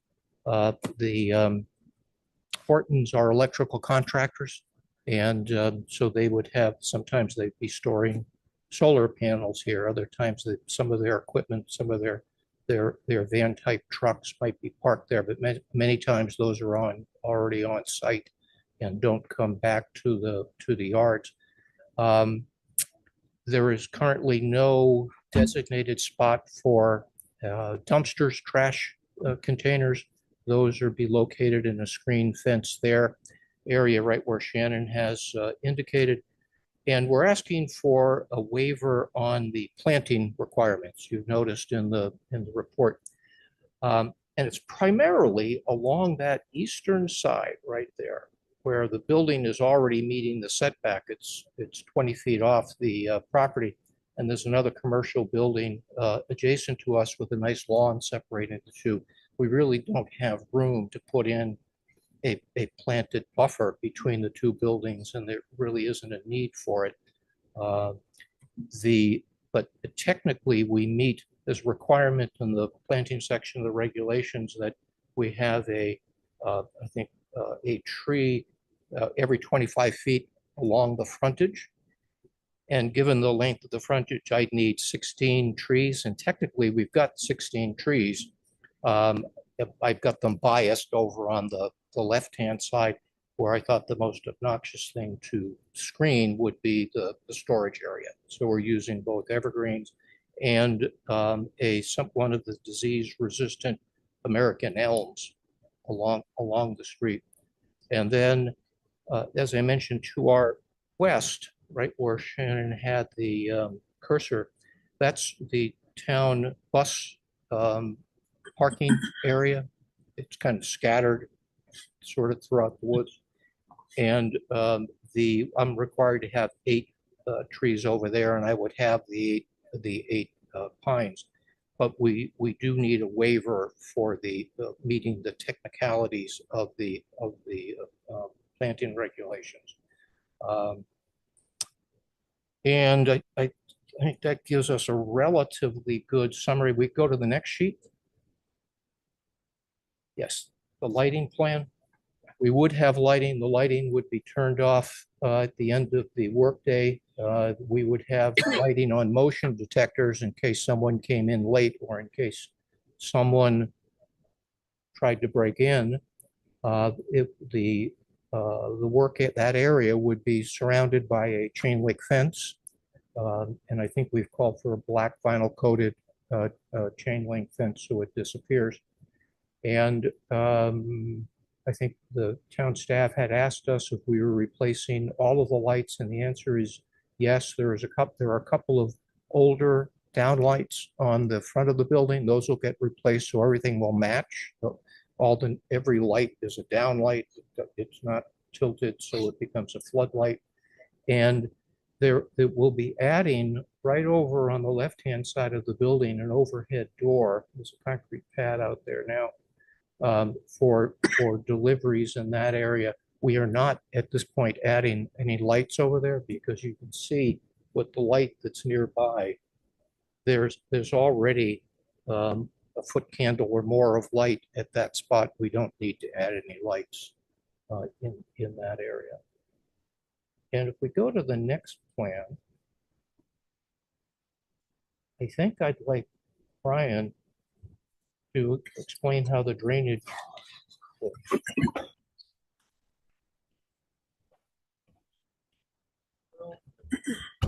For the record, Brian Panico with Cole Civil and Survey and Project Engineer.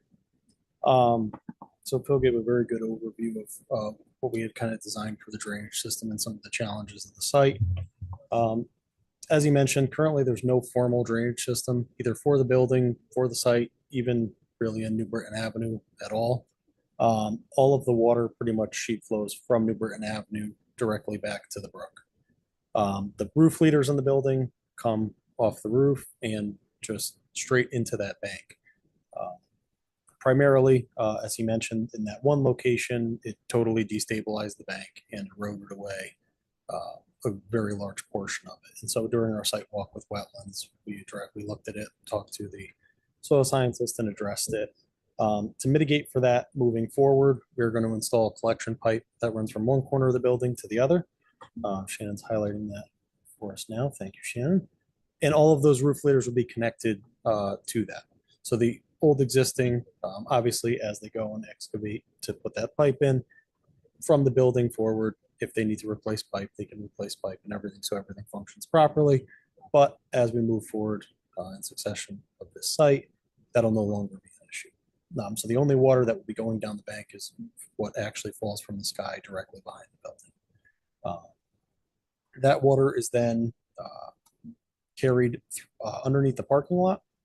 And we have a series of manholes within the parking lot as well as a catch basin. So as Phil mentioned, all of the water on that impervious parking lot is directed to the center, to that catch basin. That water is then filtered through an oil water separator before it's allowed to go into the detention basin. We are bypassing the oil water separator for the roof runoff. The roof runoff, in effect, should run not through the oil water separator. You don't want to overwhelm the oil water separator during heavy storms, and the roof water is already clean water that we want to infiltrate anyway. That kind of bypass also acts for our much larger storms. If the oil water separator becomes overwhelmed, water is not just ponding and pooling and filling up the entire parking lot. It can basically backtrack through and make its way back to the detention basin. The intent of the drainage basin to the bottom of the screen here is to collect all of that untreated water from the existing parking lot. What that is going to allow us to do is, as it goes through the pre-treatment strip at the edge of the pavement, then through a grass swale, then into that depression, the water is forced to kind of sit in that depression. There's no outlet control structure. It will sit there and it will do one of two things. It will either infiltrate, or as the storm level rises, it will overflow into the next basin.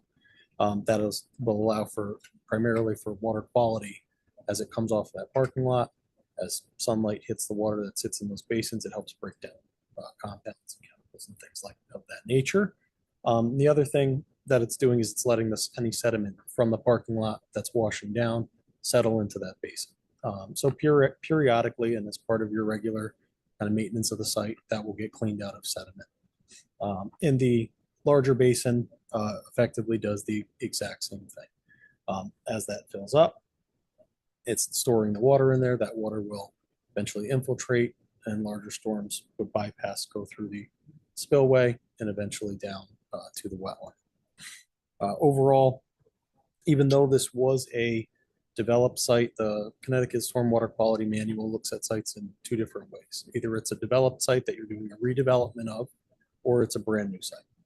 Even though this site is a redevelopment, there was no directly connected impervious surface to the site. Everything was still kind of just naturally flowing off site. We felt it would be more prudent, especially with the brook and the Farmington River, to meet the 100% water quality requirements of the site based on the impervious surface. Currently, as designed, we have storage in our basins for 107% of the required on-site water quality, which is the equivalent of about 4,700 cubic feet of water quality volume. We're reducing the peak flow off-site by about 75% from the existing condition. So overall, substantial quality improvements to the drainage system, especially where there was none. See if there's anything that I missed here, but I believe that pretty much covers the kind of high-level overview of the stormwater system. Anybody has any questions? Okay, if you're done with your presentation, we will begin. Anything else to add, or we ready to? I think between what we've said and what the town staff has written in the report, I think you probably understand comprehensively what we're proposing. Okay, commissioners, our turn. So, Phil. Do we know what was in the silo? Yeah, I've lived in town forever, so years ago, I believe it used to be called Gold Star. It was an oxygen supply place. I think at one point they supplied or had some oxygen or liquefied oxygen or something in there. Okay, so nothing to be concerned about necessarily. I missed that. No, years ago, that building, I believe it was called Gold Star. They supplied medical oxygen to nursing homes and stuff like that. I think And I believe that's what that silo was. And could be. We couldn't figure out yeah, I think that's what it was. I think it was, who were the people who do cleanup? It was before. So, yeah, this was way before Was in Serpro. there recently. Yeah, it was way before. Way before. Yes. Way before. I have to ask, but what would a reduction to 40% impervious coverage do to the plan? I can't hear you. Speak up nice. Well, with the, right now, we're at 27 or so existing. And unless we get to the 45%, we are close to 45%. We couldn't accomplish what we're trying to do. We could only build probably half of the parking lot, and that wouldn't make any sense for us to accomplish. So we really need to get to that level, and that's one of the reasons why we're putting so much effort into the stormwater mitigation, because it's the only way really to achieve that, to demonstrate that the site is now in compliance with the stormwater regulations. And you wouldn't want to make an area like that pervious pavement to try to reduce some of that number, because you want to force all of that water through these mitigation systems between the separator and the filters, as opposed to letting it filter straight. Yeah, when we have regular parking lots, we sometimes do porous pavement. And porous pavement is mentioned in the regulations, but this is not just a regular parking lot at Aldi's or a Fitzgerald's or places like that. If you have equipment, you want to be more careful. Yeah, that was kind of my next question, was what do we expect to be storing there? You know, I hear electrical equipment, I'm thinking.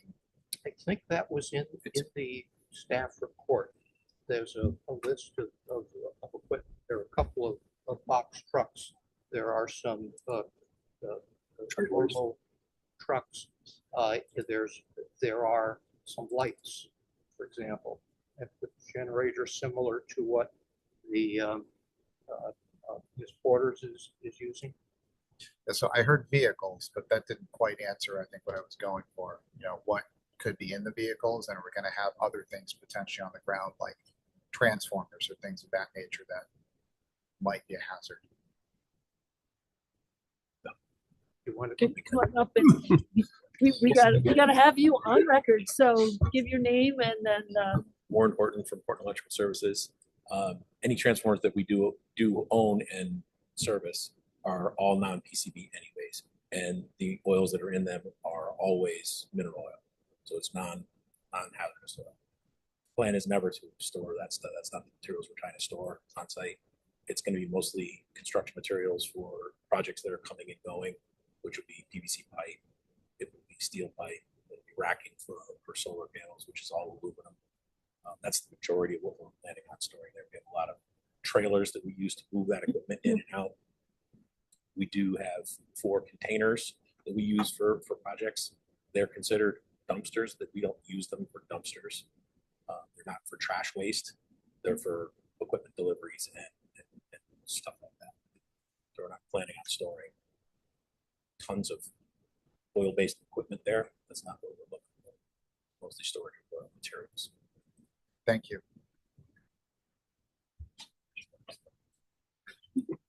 Yeah, So- don't get comfortable. Yeah, we're not going away. I'm just the first one. That's why. For the NDDB, was there anything that needed to be done for the species that was protecting in that area? There's a mussel that might be or might not be in the Farmington River.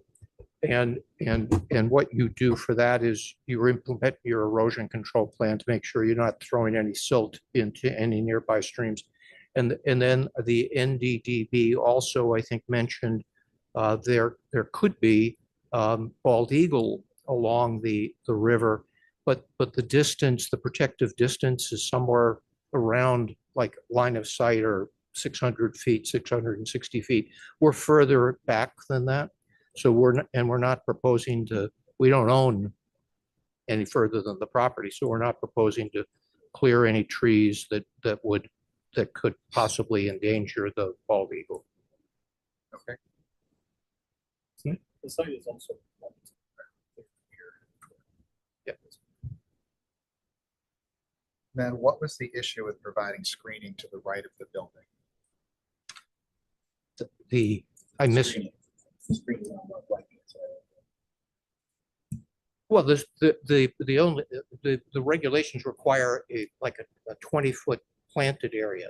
Our whole side yard is 20 feet. So we really don't have the room to plant that.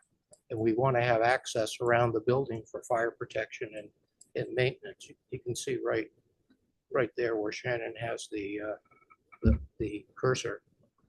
There's really not a great deal of need to have us plant that area up. It's a nice lawn between the two buildings, and How much free area is needed beside the building to get access? Just in general.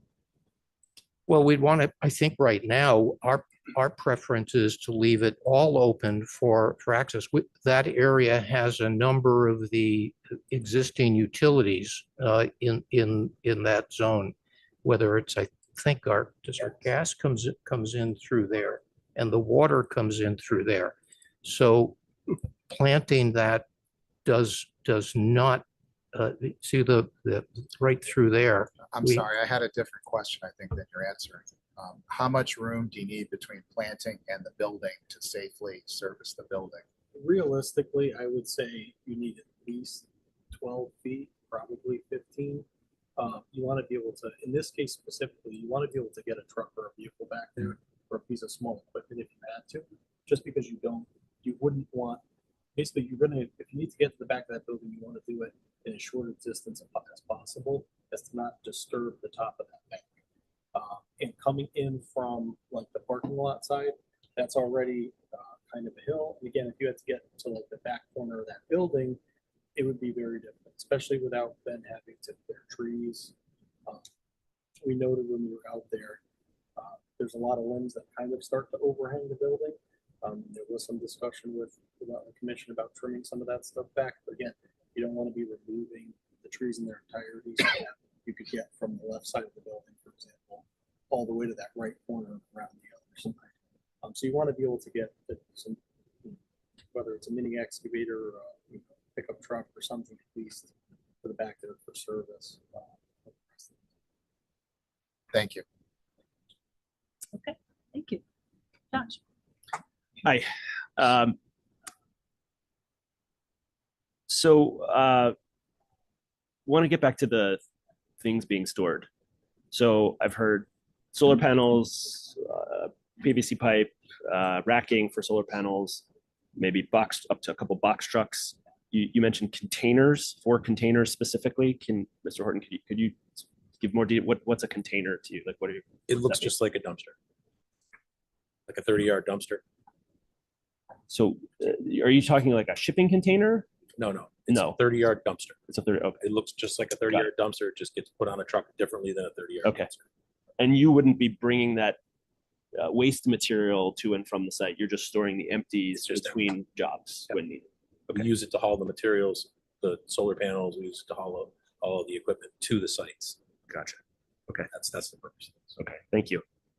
I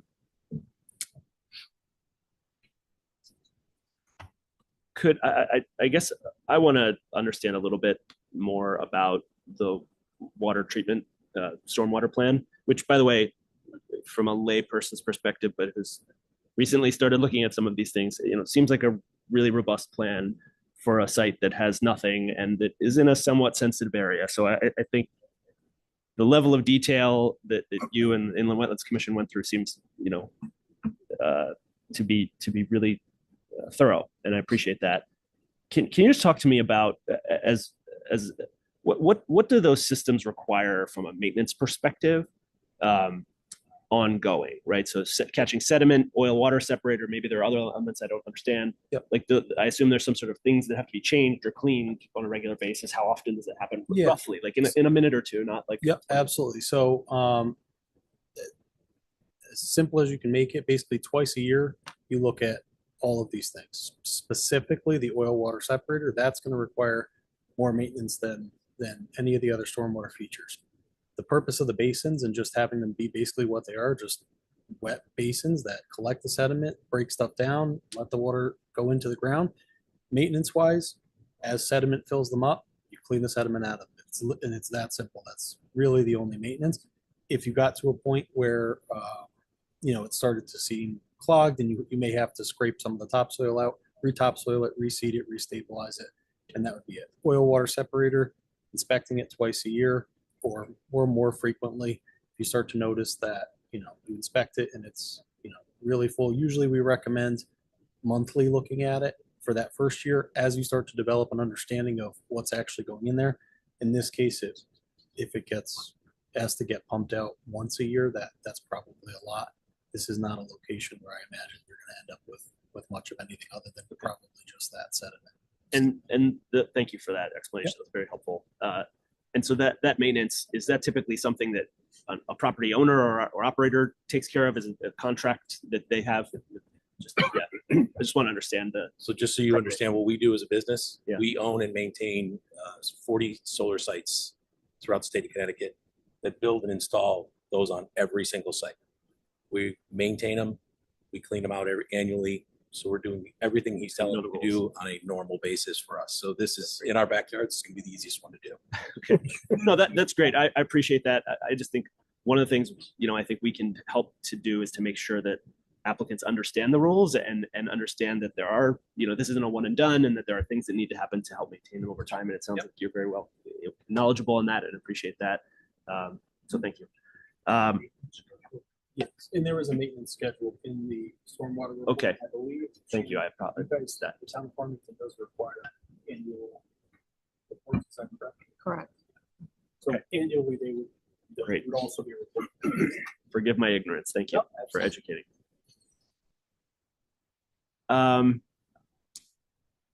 The operating hours. So lights will be off when outside of work hours. What are the work hours? Are they fixed? Hours are not fixed. We own a company that runs 24 hours a day, 7 days a week, 365 days a year. Does that mean we're going to be there that much time? No, but there will be staff there. They could be there 6 o'clock in the morning. They could be there 4 o'clock. But they're there. They need to be safe. So lights will be on. So the lights, I understand, would be shifted outside of work hours, were to be shifted to be off. Correct. And just be motion Correct. sensor triggered. So on what hours would they be scheduled to be off? Our normal operating hours are 7 to 5. And that's the intent to sort of have always on and then have them on when staff needs to be there for other reasons. And that would be motion sensor only, or is it like a manual? No, it'll be switch to motion sensor. It will also be for security purposes. Also. Yeah, no, I think it's reasonable. I just wanted to understand what your operating hours are and understand that when the lights would be off. Yeah. I totally understand the need for the lights and appreciate the fact that you're making the motion sense and not always on. I think that's helpful. So.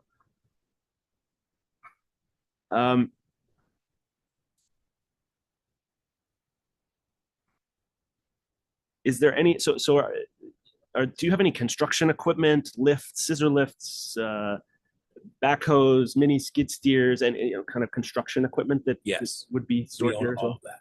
Okay. We also have 3 sites throughout the state of Connecticut. So this things site is that not move around. Yeah. Yeah. And most of the time they're on construction sites. Scissor lifts really don't do well sitting outside. They're designed to be inside, so we store those on the inside. Yes, we do have lots of construction equipment. The intent is not to store that here. Okay.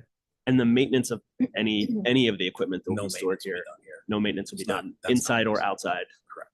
Okay. The Thank you. inside for storage. Yeah. Okay. In our office. And so you don't, do you store any fuel or plan to store any fuel or oil or? No, that's other stored at things other like that? facilities. Okay. All right. Thank you. I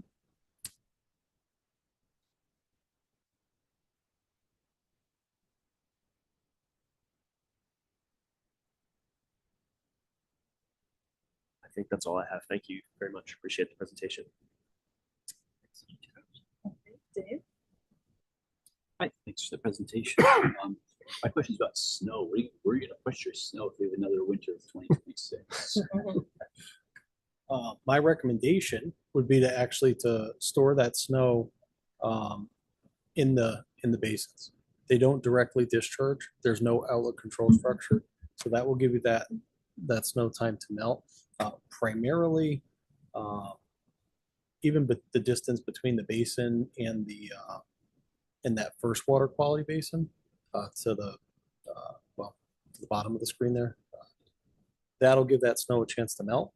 As it melts, if it fills that up and doesn't infiltrate to the ground, it'll then just overflow into the larger basin. Basically, any perimeter of that parking lot as well, since everything actually drains to the center, which is typically not what we do. We try to drain everything to the outsides and let it flow out. But anything stored on the ends or sides of that will just eventually melt and flow to the basin, and then again run through the oil water separator as well. I heard you said about the lighting. That you're replacing lights that will all matching and architectural motion sensors and lighting. There was a note here about engineering comments dated March 4th. Those have been gone through. I believe everything on that list is stuff that we can address without. No other questions. Thank you. Lisa, just for clarification, I'm sorry if I missed it. You said that you wouldn't want to decrease the 45%, but what would be the minimum required to meet all the operational needs of the site? That's what, where we are really is the minimum. Oh. We have started looking at something larger, and we realized that could not be accommodated. We really couldn't do a 100% job of stormwater mitigation, and to meet the importance of business demands, we really couldn't make it any smaller. In the set, I don't think we have it colored up, but in the project set that is in another PDF I have provided Shannon, we had a turning series of vehicle turning studies where you probably looked at them, where it shows the size vehicle that the Hortons would use or do use for their trucks, and then one of their larger trailers. And you need a certain amount of room to turn that around, and the design is based on that, being able to drive a truck around and then back into any one of these spaces to drop off pieces of equipment. So at one point, we actually looked at a design that was linear along the road. We brought the whole project closer to the road and tried to put the stormwater basin in the back towards the wetland. And here's the truck turning study. We took a look at one of their vans, and it looked at putting a trailer around through there to determine what the appropriate design would be. And if you can imagine, go over here. One point early on, we took a look at the storage area through this zone and then took the basin and put it in the back. And we found out that wouldn't work because you couldn't efficiently load anything. And so in the turning study, we determined that this was really how it had to work, or it just would fail. And I can add to that too, that from a safety perspective, if you've ever driven on that road, that corner is pretty sharp and people come flying around it. So to back a trailer in from that road, right across from the DPW, it's terrifying. Yeah, you want everything off the road. Was really the point.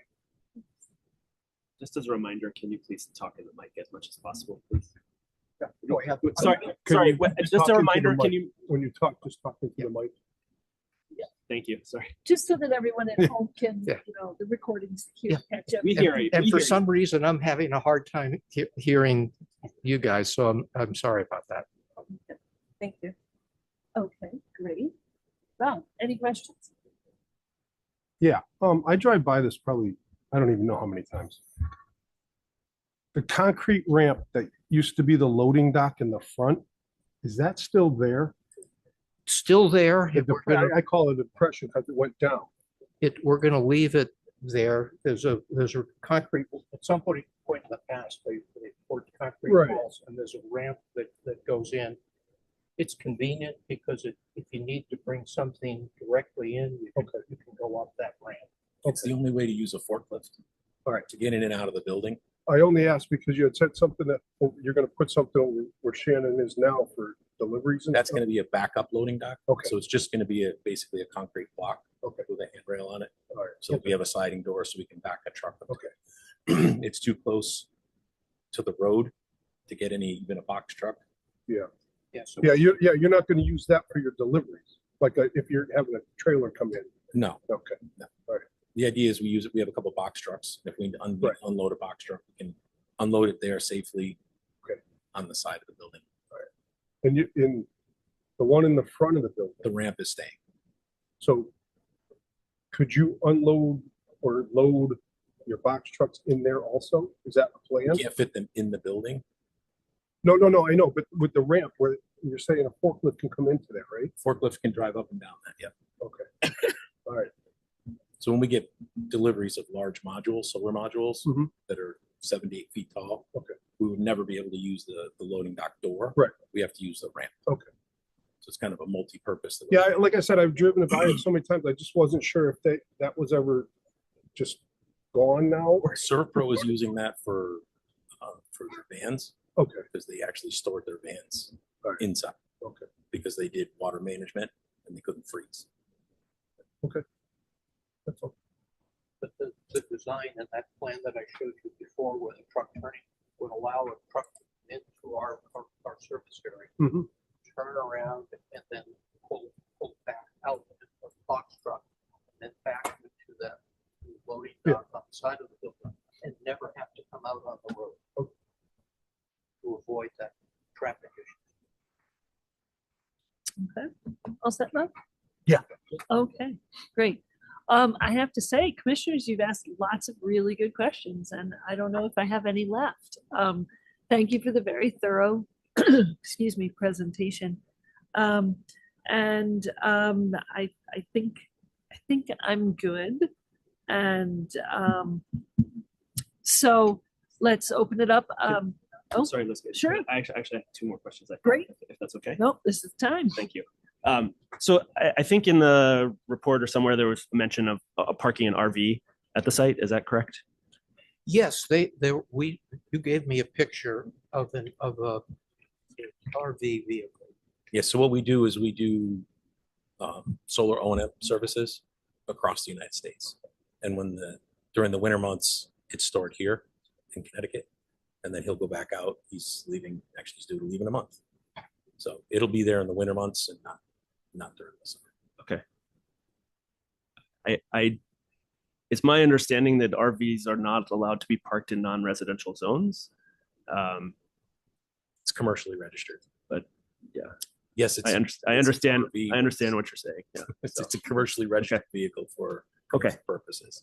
Thank you for It's explaining. not my personal one. Believe me, I would never live in that. And then just one other question about the planting plan, if I can, and this is probably more informational than anything, but I think it looked like you were using sort of, I think you described sort of a variation of an elm and some sort of evergreen tree, but Yeah, they're they- mostly spruce evergreens. Is there a variety of different species? Do you typically use? Is that a best practice, or just to avoid For the evergreens? for any of the plantings to use a variety of different species to allow for disease resistance and just different? If this were a bigger project, Yeah. we sometimes use 20 or 30 different species. Yeah. And but here on a small site like this, you don't tend to use that just because it's more difficult to maintain when you have a small site and you have all kinds of plants. The other thing that we've found in terms of the maintenance is we don't like to mix oaks and maples, for example, on a small site like this, because their leaves fall at different times. So the maples come down, you do a cleanup, and then 2 months later, the oaks fall. And that just becomes irritating, and we hear all kinds of. Okay. You had me at leaves. Thank you. Okay. Thanks, Liz. Yeah, that's great. Okay, and so now we will open up to comments from this is a public hearing. We'd like to hear from any of the public.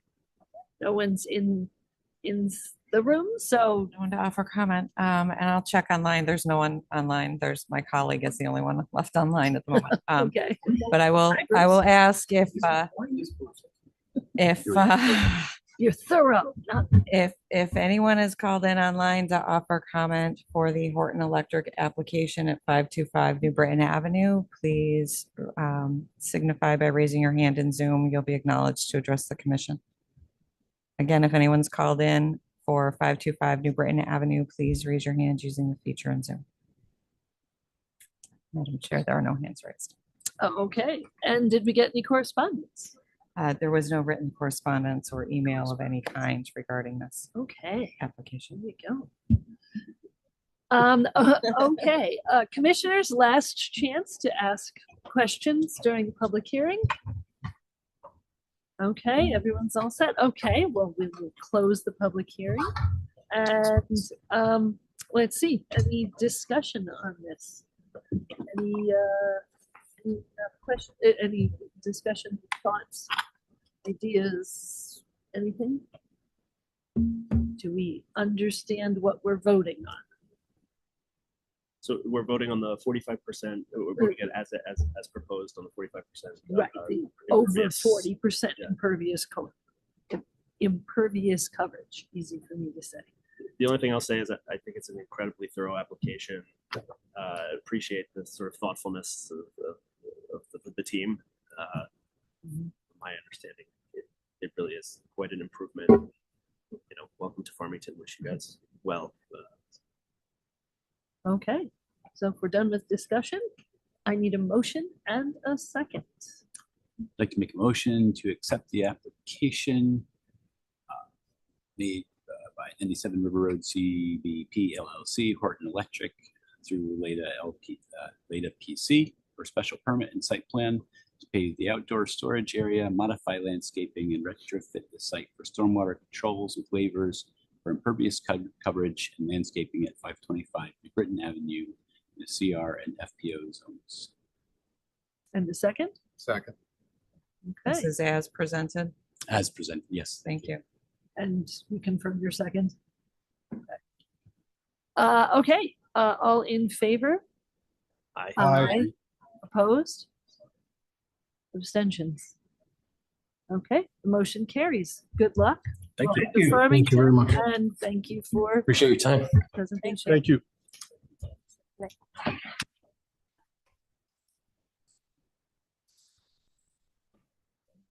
Have a good evening.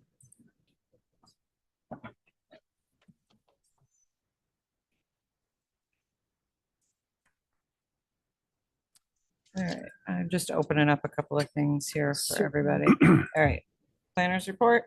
Yes, please. Okay, 360 Scott Swamp, it's the parcel next, or it's a business next to Rita's and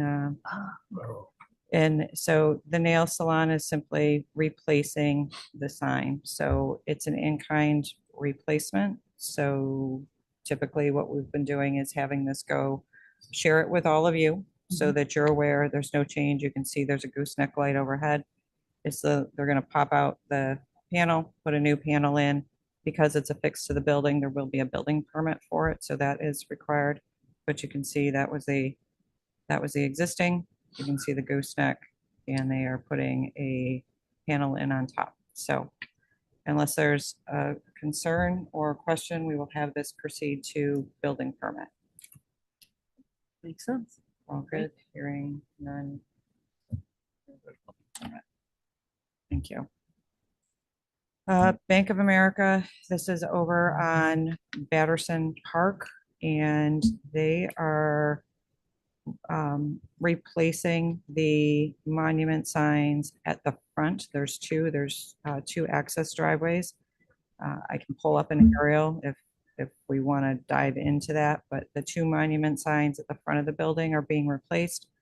There was a larger monument sign on 84 that the sign applicant has indicated is simply just being removed. So the sign along 84 is being removed. The two along Batterson Park are being replaced, and the base is being replaced. The whole thing's being replaced. My guess is they've been in there for quite some time. So again, it's an in-kind replacement. So unless there's a question, actually, I believe I had the other. They're actually slightly smaller than the existing ones. So if there's no concern, no question for this in-kind replacement, it'll go to building permit. If the commission wants, then a full sign application can be made for review with the commission. Seems appropriate to me. Oh, handle it at staff level. Okay. So we'll See proceed. thumbs ups and nod. Yeah. Heads I'm getting nodded. head nods, so we'll Head proceed to nods, building thumbs up. permit. Okay. All you. The third item, there isn't a graphic for, this is Sycamore Health. So the Brickwalk shops, 15 Brickwalk is towards the rear of the property. There had been a tenant in chiropractor, and it was one or spouses that they provided chiropractic services. They are retiring, so there's I'm going to use the word boutique physician, and that's not the correct word, but it's Sycamore Health is a Is it concierge? it's a direct primary care. So it's a it's not necessarily it's not through a health plan necessarily, but it is primary care services. There are two physicians and a support staff person. So, and the patient turnover is less than what you will see at a typical primary health care because it is a direct health type service. So we ran through the numbers, and what I did, there's also a new property owner for Brickwalk Shops. They purchased it in December. So I've got a full rundown on the tenants and the leasing so that we could take kind of a comprehensive look at the parking. Based on the uses and the business hours are Monday to Friday, 8 to 4. It's a medical office. It had been as a chiropractor medical office and is going to continue to be medical office. We ran through the intensity of the use. It seems to be the same. So from a parking demand is really what our primary concern would be. So we've directed them to proceed as well. So this is letting the commission know that change is coming. They've been informed if there's any sign changes, then that has to be reviewed. It is in the historic district, so Farmington Historic District Commission would review that. And then again, if it's a like for like, I would typically handle it under planner's report with you folks. So that's the Sycamore Health. Can I ask a quick question? Of course. Is that like the one that's kind of in the back, kind of, there's one that is it I can, down I'll run below? through. Yeah, no problem. I can run What through. you run back into when you're leaving. I was walking there this weekend and I was trying to think, and I didn't go poking around too much. I'm just not sure which one it is. Sure. And I did not, we've got a whole map of all the streets, so Okay. this entire, it's 775, so these all have Farmington, these mostly have Farmington address, these 4 buildings have Farmington Avenue addresses. This has a 2 High Street, and then these all have Brick Walk Lane addresses. This one is 16 Brick Walk. I believe this is 12 and 14 is how this is works. So 12, 14, 16. So conveniently, our GIS can't pick it up for those nuances to that extent. So, but there is a separate map that we have because obviously it's needed for emergency response, et cetera. So that's been done. But this building is 16. Okay. So it's obviously not the full, it's one of the tenants in that building. Aren't There there- are apartments. Yeah, I on was the going to say the second floor. apartments up top. I remember Correct. that. Yep. So we ran through, I think there's somewhere between 90 and 95 parking spaces in total when you come all the way out to High Street and wrap yourself around. This building was constructed and permitted in the 2015 time frame, roughly. I think it was finishing in 2015. So it's a relatively new building added into the complex. So, Thank okay. you. So that's done. The next item was, I have some extra stuff that I'm gonna slide in. The affordable appeals list, I thought you all might be interested in this. So this is issued around the 1st of March each year. This is based on a response to an inquiry that we receive in July or August, and we have to have responses back to them by, I'm going to say roughly October 1st. And it goes, this is a fiscal year, so the 2025 goes through Could you make it slightly July larger? 24. Sure, I will. So this is, this is the affordable housing. So these are exempt municipalities. So the headings are going to be the same, but we're not an exempt municipality yet. So there's the census stock from 2020, and then there's government assisted, tenant rental, single family, CHFA mortgages, deed restricted, and then there's the total units, which is just the total of these 4 columns. And then it's the total assisted divided by your housing stock gives you your percent affordable.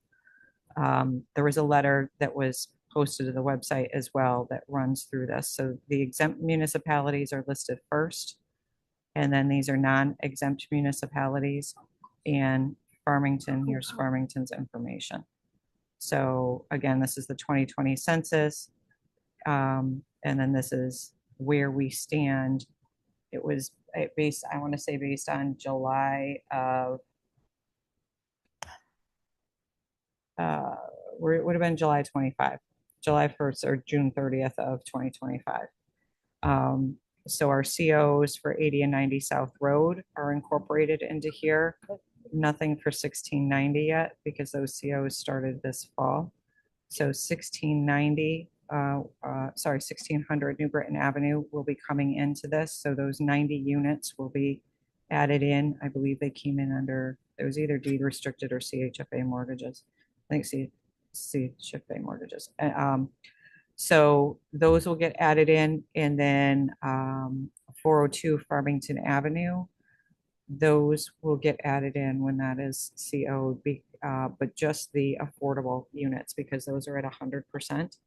So, and that was for, they went back after the approval, they went back for the Build for CT program. So it's different than the CHFA finding. We've run some preliminary numbers. if all of these, some of these we don't have control over, right? So individuals transferring in and out of Farmington that have Section 8 vouchers. So there is some fluctuation to these numbers that we simply don't have control over. Assuming if these numbers hold and we just get the increase with 1,600 and 402, we should be this time next year be at about 10.2, 10.3%. If Garrett's gone through and done it as an average of the last 3 years, in case there is some fluctuation on those, and we believe we will still be over 10% at that point. So, and that's not obviously including then Scott Swamp Road, which we just reviewed and approved earlier in the year. So that's the status. It is one benchmark. Obviously, there's a lot of conversation on housing that's going on. There's even some conversation on that benchmark being changed. So we're working with what we have at the moment. So wanted to share it with you folks so that you knew there was an update. You know, we pulled the numbers. Garrett runs the numbers for us, and then this update comes in March. So this is the latest that we have. Looks like good news to me. I mean, it is good. It's improved since I've been on. It's good news. I think we were at 7-ish, so 7.5, 7.8, something to that effect when a couple of years ago before we started having some of the 402 Farmington Avenue, or sorry, some of the Metro Realty projects coming through. So like I said, there was a letter that went with it that explained these as well. So this letter came in from DOH and explains each of the columns. So those were posted to the website. You're welcome to take a look at it. I'm happy to answer any questions on those. If there's specific questions, I can share the spreadsheet with all of you if you're interested. Some of it's, again, just kind of playing with numbers. You can do anything with numbers and take them in and out and get a different answer. So we just kind of forecasting to see what happens. That's where that stands. Any questions? That stays for a year. We keep that designation for a year.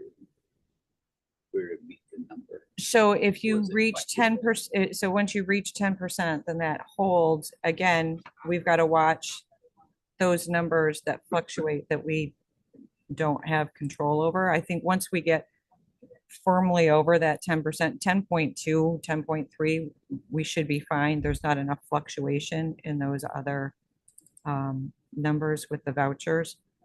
What will happen is, let's get to the right here, in 2030, the new census data comes out. Okay, so that housing stock number then is going to jump up. Right, so we've been holding, our denominator is held, our numerator has grown, right, with our assisted units, but the denominator holds steady.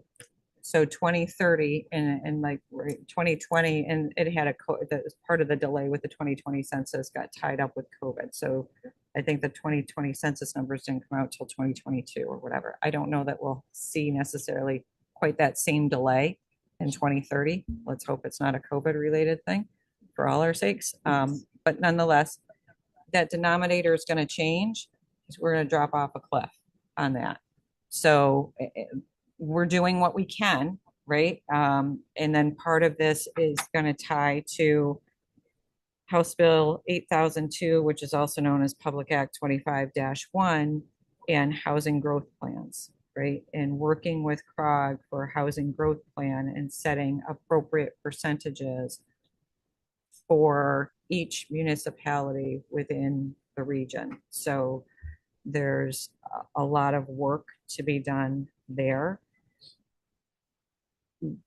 There's a lot that's going on at the state level to get numbers to CROG, which I believe won't happen until the end of this year.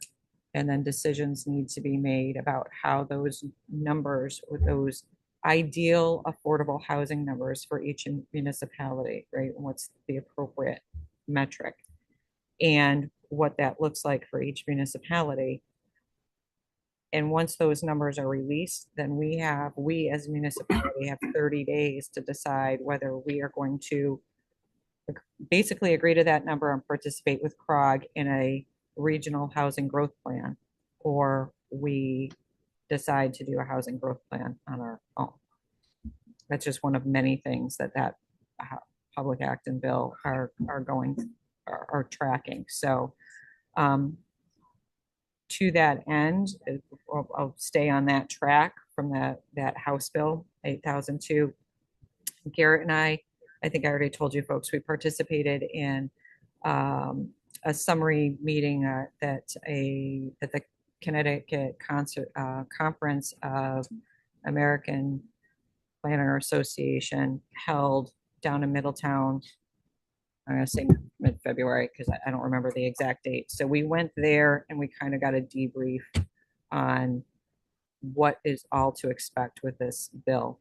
We then participated, we called in last Thursday, CROG had a meeting and she did a great rundown on this. It was absolutely fabulous. And it was great to see it broken into buckets that was manageable. So as soon as Caitlin's presentation is available, I can get that out to all of you because it was a really nice, succinct look at this and she says she's not a lawyer, but they've been working, right? So it's not just them, they're working with all the other COGs because everyone in the state has to do this. So there's a level at that communication at that level that's taking place to disseminate consistent information out to the municipalities. Garrett and I also have a meeting this Wednesday night, and this is with Halloran and Sage, who is our town attorney to town council. So since we are one of their clients, they are putting on a presentation again regarding this same bill from a legal end, and they are partnering with Tyche Planners. So it's a joint presentation that's being done online that's being offered to their client municipalities. So what you will start to see is there are some text changes, zoning text amendment changes that we should do. To Caitlin's point, it's going to make it easier if we do the text amendment so it aligns with the Public Act.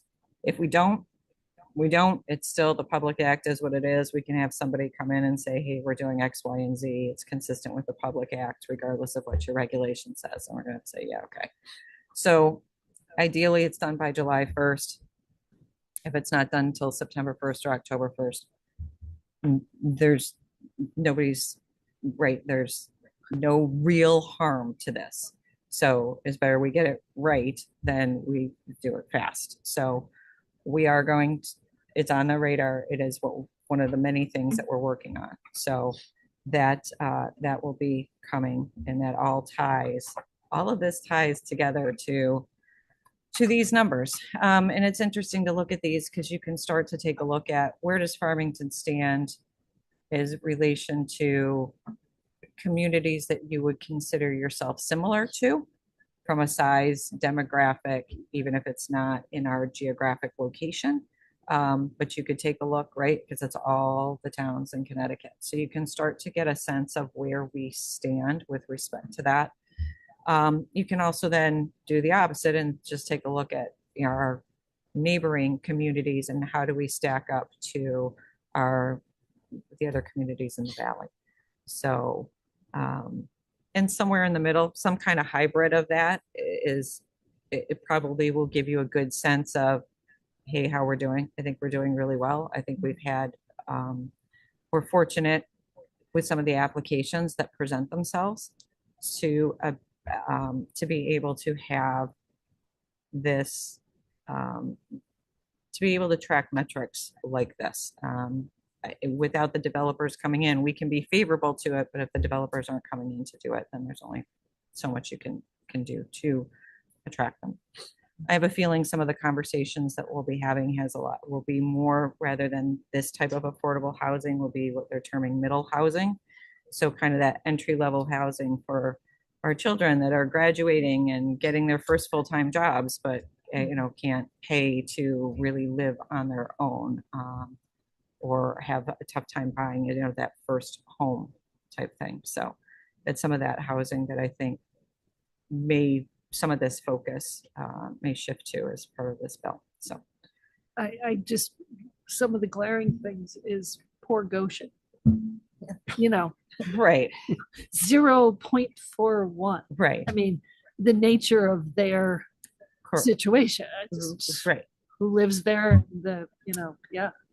And some of it directly relates to infrastructure too. So there's what you can do when you have public sanitary sewer systems and public water services versus what you can do when it's all rural and septic and well.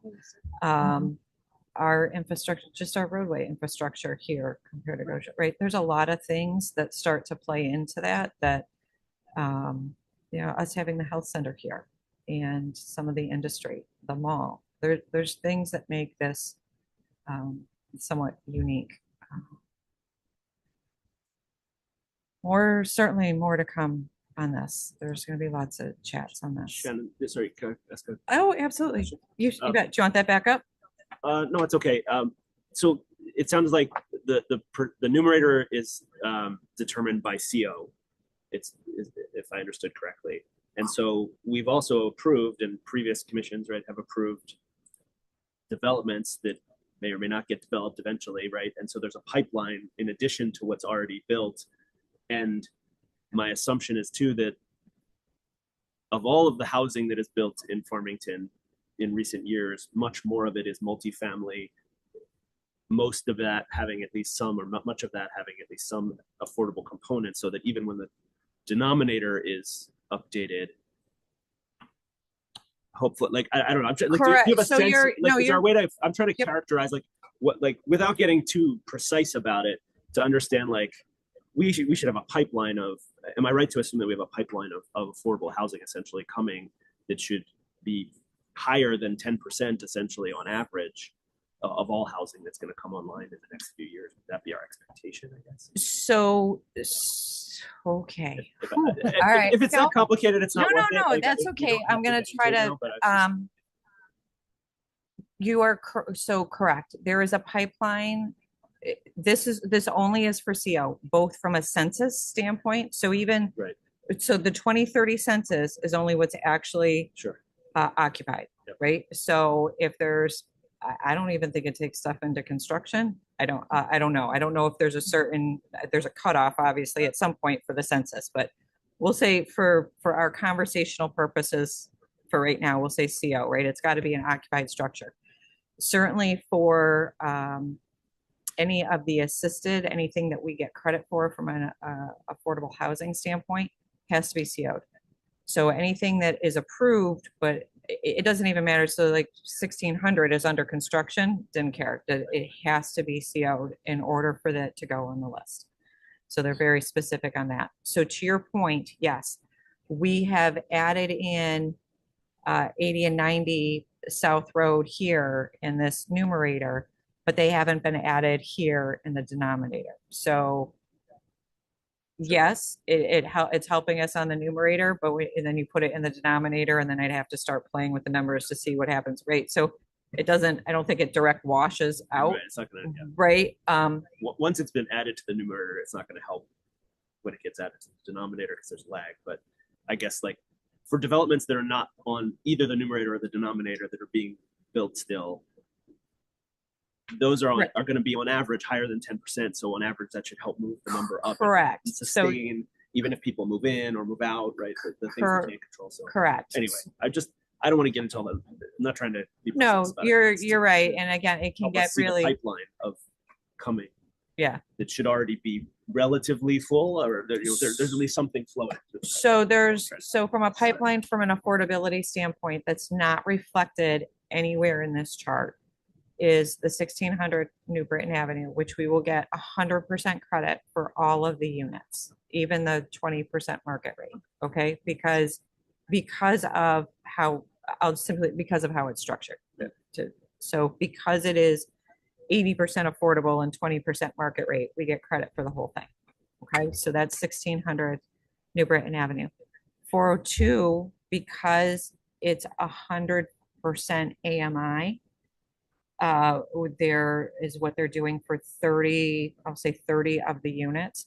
We only get credit for those units. It would have to be a varying affordability and a much broader spectrum for us to get 100% credit for all the units at 402. So How many that we total won't, Units in 402 again? 130. Okay. 20 Scott Swamp, we will get the full credit for because it's the full spectrum of affordability. So we will get full credit for that one as well. And that's all we have on the books, right? From an approved, 2 of them are under construction. One's just went in for that's assuming it just went in for financing review this week or last week. So they won't know until June whether or not they're approved. And then we'll go through that whole thing. There's other projects, right? The one-off CO. So Le Jardin, that was just constructed and built since the 2020. So there's, I would say, 15 single-family homes. Dominique's Court, another 6 or 7 single-family homes. Bridgehampton, any COs on Bridgehampton Crossing since the 2020 census. So there's probably 30 or 40 single-family homes. Charles House in Unionville hasn't moved. I don't, at this particular point, there's no imminent execution on Charles House. Midpoint Development, they're dusting that off, and that's actually next up for me to chat with. So yes, Josh, to your point, we can play a lot of, hey, if this goes, then what happens? And if that goes, then what happens? We can start running a lot of different numbers. What I have found is most interesting is the conversations at the legislature that target might move. So we're tracking 10%, but if that target moves, then they're trying to look at this holistically to see if there's a different, and I think perhaps better mechanism. I don't know how they get there, but that's some of the conversations that are going on. For now, it has not changed, and this is what we're working on. Yeah, the only other thing that's come to mind in this topic is that I've become aware of this, that so these affordable units only include sort of, I categorize as deed restricted units that are sort of legally required to be affordable. But there's a whole category of housing that exists that's called naturally occurring affordable housing. Yes, sir. Which is affordable just because that's the rent they charge and based on the income in that area. And so that was an interesting eye-opening sort of discovery I learned. And it was just sort of like, so is there, I have no idea what that looks like in Farmington, but it was interesting. And then is there even an opportunity to encourage those people to convert to a deed restricted situation? And is that even allowed or possible? Because it's not net new housing, but it would just be net new designated affordable, I guess. Yes. So is that like even a thing? You're 100% on all points, and it's been looked at when Mark DeVoe was here. So from 2019 to 2020, he looked at it. I think perhaps Bill Warner even looked at it and had conversations. Part of it is, so yes, it's the conversation with those landowners and landlords. I don't know what the incentives look like for them. Well, correct. And so that's the incentive. So what is their incentive then to hold those apartments at a certain price point? And then whatever the allowable increase is, right? That's now going to be state driven or government driven. But on the flip side too, it's managing it. So Farmington doesn't manage it. So in all of the Metro Realty, there's a whole arm of Metro Realty that manages their affordable housing, and you have to do income verification My understanding for rental is the income verification is done annually. And so, right, so when we do it for the deed restricted for Snowberry Cobble and, gosh, over by Westwood's school, there's another complex. So there's and Heritage Glen, there's Cornerstone. We are looking at it a snapshot in time, and that we're looking at the income at the time they apply for the unit and to purchase that, right, as a certified purchaser. And I can tell you, it is at times a Herculean effort. Or some of these that have gone on at Snowberry and at Cornerstone, we've had no less than 40 or 50 applications come in. And we're looking at tax returns, 3 years of tax returns, W-2 forms, pay stubs, etc. And then there's always differences, right? Sometimes it's a military pay, sometimes it's a retirement pay, sometimes it's spousal support, sometimes there's all sorts of different things. And there's all sorts of fun people that want to game the system and shift the closing costs all to the purchaser and shift. So we've had to get Bob DiCrescenzo in multiple times. So it's a lot. And so then you're asking now a landlord that has no familiarity with this process. So yes, but we may have to, if there's someone that was interested, then we'd entertain the conversation. But I think to try to solicit it is going to be difficult. But with the same thing, like the ADUs, right? The intent of an ADU is it's kind of a naturally affordable, naturally occurring affordable housing. And that's it. But we don't want to put a deed restriction on, right? So we put a deed restriction on that, and then you just, again, and then it's tracking it too. So anyway, okay. It is a complex issue. It is, but we chip away at it. Right. And these conversations have to take place so that you can figure out other opportunities. Okay. Not on the agenda, but I'm going to get you up to date. It's 9:43. All right, I will try to be expeditious with this. So Midpoint Development. Liz, I think you had indicated I was here. You were here for the whole I thing? was just an alternate. You're an alternate. Okay. So no one else on the commission was here when Midpoint Development came through. This is the McCallum Building. This is the Midas. Farmington. So this is Farmington Avenue, right? Farmington Avenue is on the north. This is Farmington River here on the south. The boat. This is the pedestrian bridge over the river, and then this is the pedestrian bridge over Route 4. Okay, so this is the Gallery Salon. These are the only two. And then there's a house, an existing house somewhere in here-ish, right here, kind of right behind the Midas. Okay, so the short version, the two gentlemen that were involved in doing this development, both have passed away. Jeff Scott passed away in the summer of, the development was approved in spring of 2022. Jeff Scott passed away in the summer of 23, and Abe Carew passed away in the summer of 24. There are technically 4 parcels to this property.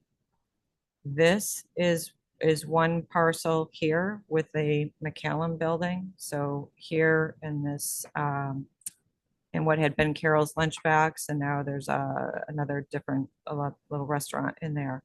So this was one parcel. Parcel 2 included these 2 buildings. So this one up on Farmington Avenue and this one running parallel next to the McCallum Building. Parcel 3 is all of the residential here in the center, and parcel 4 was this little guy out here on the far edge, on the right hand edge of the plan, that had been a bank.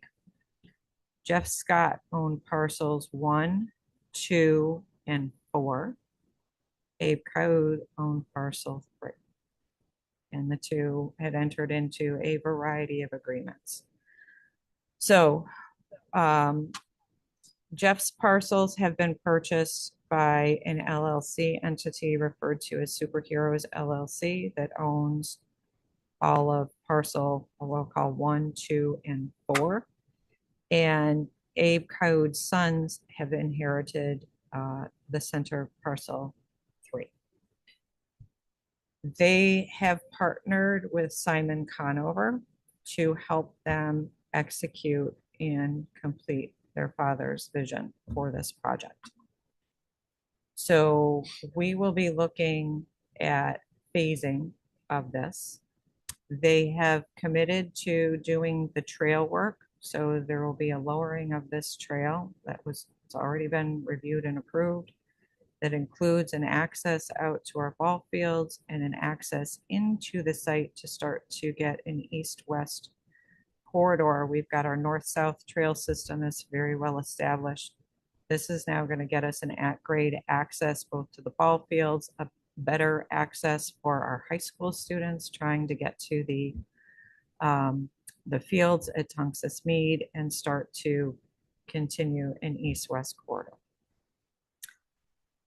So they obviously have, the Midpoint Development District has a live, work, play component to this, and to the mission and vision of the regulation and to the POCD.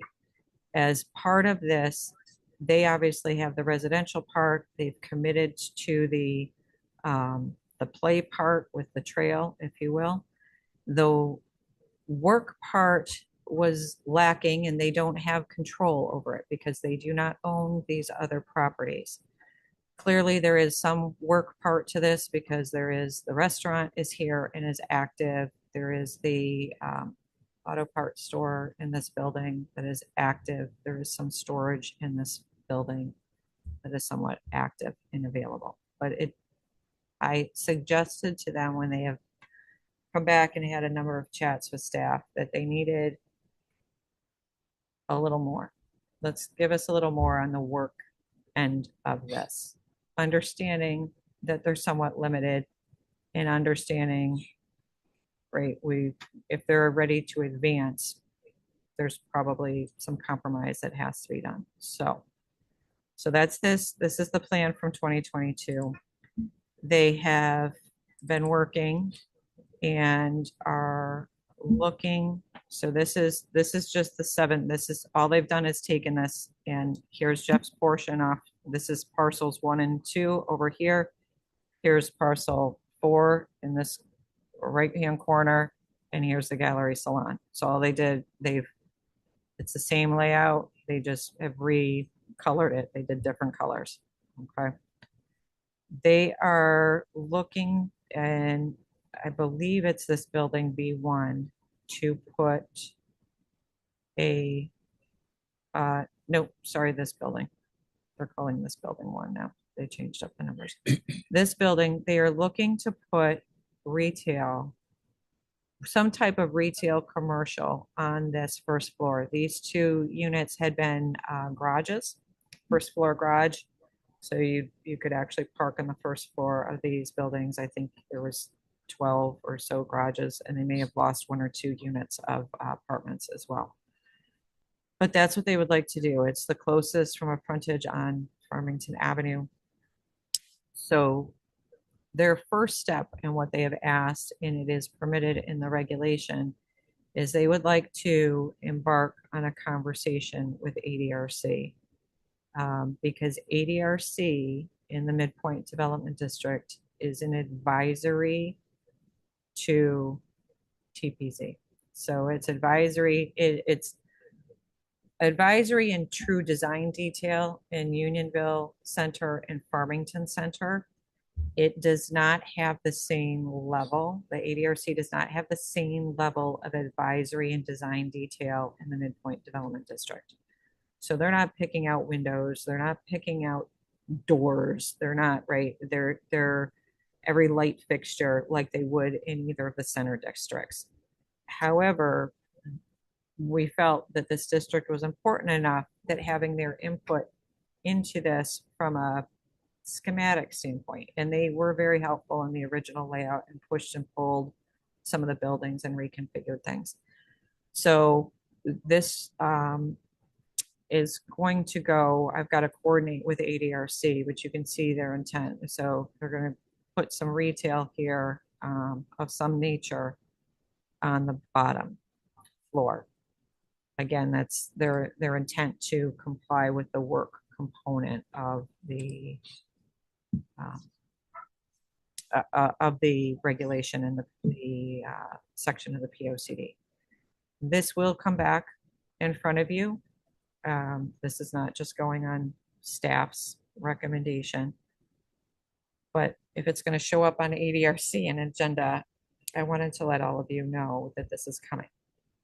So they'll have the, ADRC will push and pull at a couple of things regarding whatever storefront fenestrations, et cetera, and offer comments. It will come to TPZ. It will come in as a site plan modification, and it is not, we'll double check. I don't believe there's anything within the 150-foot upland review, so there will not be a wetlands review for what they are looking to do. And they have to be before you to discuss phasing plan, et cetera. So this is really, the point of this was an introduction. And again, I didn't want it to show up on an ADRC agenda and you folks wonder what's going on, because technically ADRC is advisory to you. So if there's any questions regarding this at this high level stage, I'm happy to answer them. But this is, like I said, more of an FYI. Questions? No. Okay. All right. What else did I have? Interesting thing. Ex- The launch, The- was called, and what was the other one called? The W1? Oh, the Warren. I'm sorry, the Warren makes me think of Rabbit Warren, which is. Oh, they're doing the Warren because of Pinnacle Mountain. Oh, So the nice. Warren. Real Warren. Yeah, the den. The den. Not a Rabbit Warren. Okay. Yeah. Yep. Okay, that makes sense now. Okay. Okay, the other item I had for you was just a chat about the Public Act. We already hit that at very long detail. Plan of Conservation and Development Introduction. It's coming. Dun, dun, dun, We're, dun, yeah. dun, dun. I've been working on a couple of documents. One of them is to come back around. I've been reviewing some sample RFPs of adjoining communities. So I'm intending to get a draft RFP to you. I'm hoping before the end of the week, with the intent of having a conversation about it at the next meeting so that we can release the RFP with the intent of doing interviews and securing a consultant in June, so that when our fiscal year starts on July 1st, we can start in earnest. So with respect to this, I had pulled out, there's a section in the Connecticut General Statutes specifically governing POCD timeframes, what has to be included, basically the rights and responsibilities of the POCD, why we have to do it. I pulled it into a Word document, formatted it so it's nice to read. So I will send that along with the draft RFP, and then we'll welcome any comments and discussion on it. But then that's going to go out so that we can keep this ball moving as we're doing other things. And so that when we get to July, we've got a consultant hopefully ready to roll. And the POCD, we would then have 18 months really to complete the POCD, which should be plenty of time for public engagement, discussion with other boards and commissions, departments, and have the document revamped. So. Can I ask a question? 100%. Just, when you talk about interviewing the consultants, would that be just staff, or would we be involved? So we can discuss curious. that. I'm thinking there's benefit to have and I don't know, because I don't know if there's town policy on this. Okay, so I'm prefacing this. My thought is 1 or 2 commission members to participate. Typically, the interviews are done during the day, but this is a first for me. So I will be taking the lead a little bit from our town manager and our finance director regarding this, because the finance director kind of oversees the RFP process for us to make sure that we're dotting i's and crossing t's. So I think there's a benefit rate. The commission's name is going to be on this. There's a benefit to having some input on that. At a minimum, I'm thinking with the RFP responses will be shared with the commission, and you can rank them, provide that feedback, and we'll do interviews. That'll be an evolving conversation. So, yes. Gone through the process once when I was on the, for that lack of a better, the sidewalk committee. Oh, sure. Okay. Can't remember what her official title was. It was a couple years ago. Okay. But that's the first and only time I've ever been involved in any sort of RFPs. Got it. No, I will have that conversation with my colleagues to understand the best approach on that. And what can we reasonably facilitate too. Okay. Okay, so I'm gonna endeavor to get that document to you by the end of the week. And then that's all I had for planners report. Okay, any questions for Shannon about planner stuff? Anybody knows about something happening in town? Okay. All right, and we've Okay, got on to minutes. minutes. So we've got meeting minutes, Mhm. and then got Josh's suggested additions, and then Josh, I grabbed it. I'll be honest, tonight I didn't have a chance. I was figuring out how to get myself all set, so I did not read this in detail. Oh, the thing I just said before. The sent, yeah, right before the meeting. I'm if you'd like, I can talk to it or briefly. It's very quick to explain, I think. Madam Chair, if you don't, so Commissioner Davidson sent me something like 5:30. So I've got it in PDF on the screen. We did not have a chance to exchange, but it has to do with 15 minutes and 148. So if you're agreeable, I might be helpful to have him explain this, and then we can. I think that's the best way go to through. proceed. Yes. Okay. Yes. Yeah. So I'll try to make this very quick. So I guess the one that I sent this evening was because I think that Shannon sent out the minutes again, and so it was in front of me again. So I opened it again, and I very quickly saw another thing that I hadn't noticed before. And so this was just about the restriction that we put on the parking on the eastern end of the property. And so I noticed the if you see there where it says current, I don't know if you can make it a little larger, possibly. I can. Please, thank you. So where it says current, that's a direct quote that I took from the minutes that says voted to amend the original motion to include addition of evergreen landscaping on the berm on the eastern edge, blah, blah, blah, and no parking will occur within the eastern edge portion of the property labeled on the site plan as bituminous driveway, i.e. the stem of the flag lot. And so I guess I probably should have taken this. So what you see on the screen there is sort of like a screen grab of the part of the site plan, which if you remember, there was sort of the parking area up to the left, and then there's like a driveway that goes to the other building and then out to Brickyard. That's the actual access. But what you see there on the actual snapshot, those sort of dotted lines and whatnot, that's the area that was intended to be the no parking area. Essentially what we're showing sort of from the edge of the pavement on the left to Brickyard Road. It is shown on the current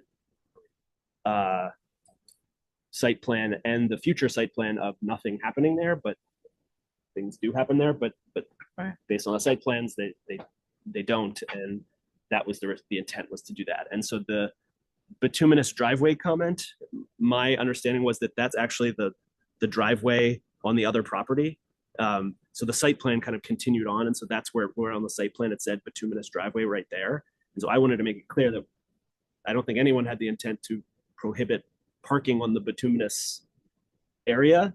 And if I don't know what the terminology, the tail of the flag lot or whatever that's, sorry. It's a stem, so this would be a flag lot. So maybe that appears is what at the that stem. means.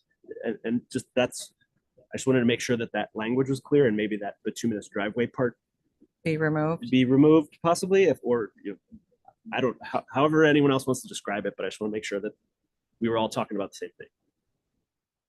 Yeah, my thought was it was Yes, this that's- portion that obviously the access to and from had to be Yeah. maintained so that they could get from one to the other. Yep. But So that was all. I was confused about the bituminous driveway part because it was actually on the other parcel on the site plan, so I just didn't got want it. there to be any confusion. Okay. But we're all clear. Maybe make that edit or not. I don't know. Okay. I guess my proposal would be is to take out the wording that says,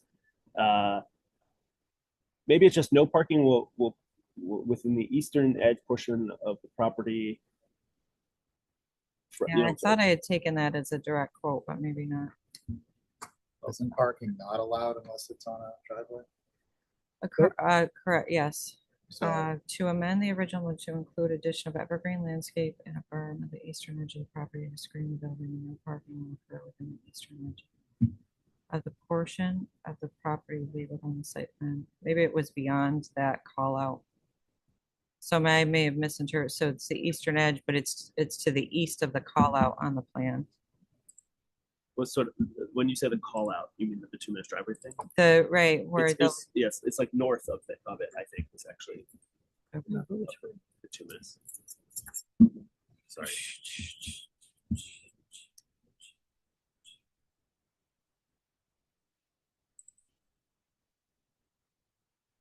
Should take the screenshot slightly larger. It's right there. It says bituminous. That's on the other parcel. So okay, north. I'm thinking okay. Yeah. Got it. So that was the part that I did want to be clear. Like, we're not saying you can't park on Park the bituminous there. driveway. It's here. Yeah. It's that stem of the flag lot. Okay. Yeah, that was all. And north of the call out on the plan that said bituminous. Okay. So I it's thought the eastern portion of the lot, which is the stem. All right. one Got way it.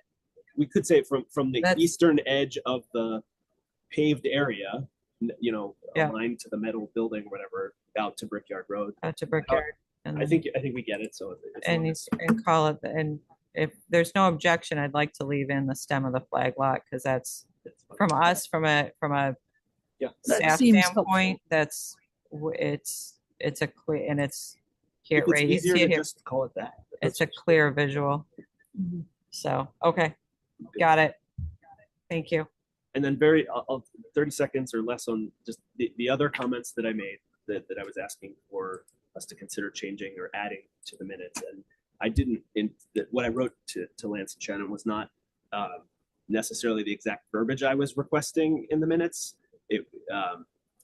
But you know, here we are. So and the purpose of it was to simply document what I felt were significant and material facts that came up during the hearing, and a lot of them related to questions and answers about conditions, you know, current or past on the site, and the potential or actual violations of some Farmington zoning, aquifer protection, or state, you know, statutes. So that was just the point, was to sort of document in as factual and non-biased manner of just what was stated, and sort of who stated those things, to document the facts. That was the goal.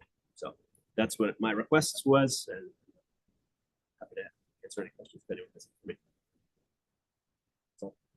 I thought they were very pertinent things to include. Other feelings on this?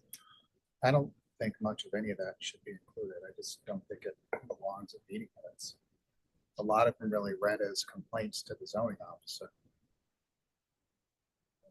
Meeting minutes are to capture what was done, not a transcript of the conversation. That's just not what they're there for. I would piggyback on Phil. I mean,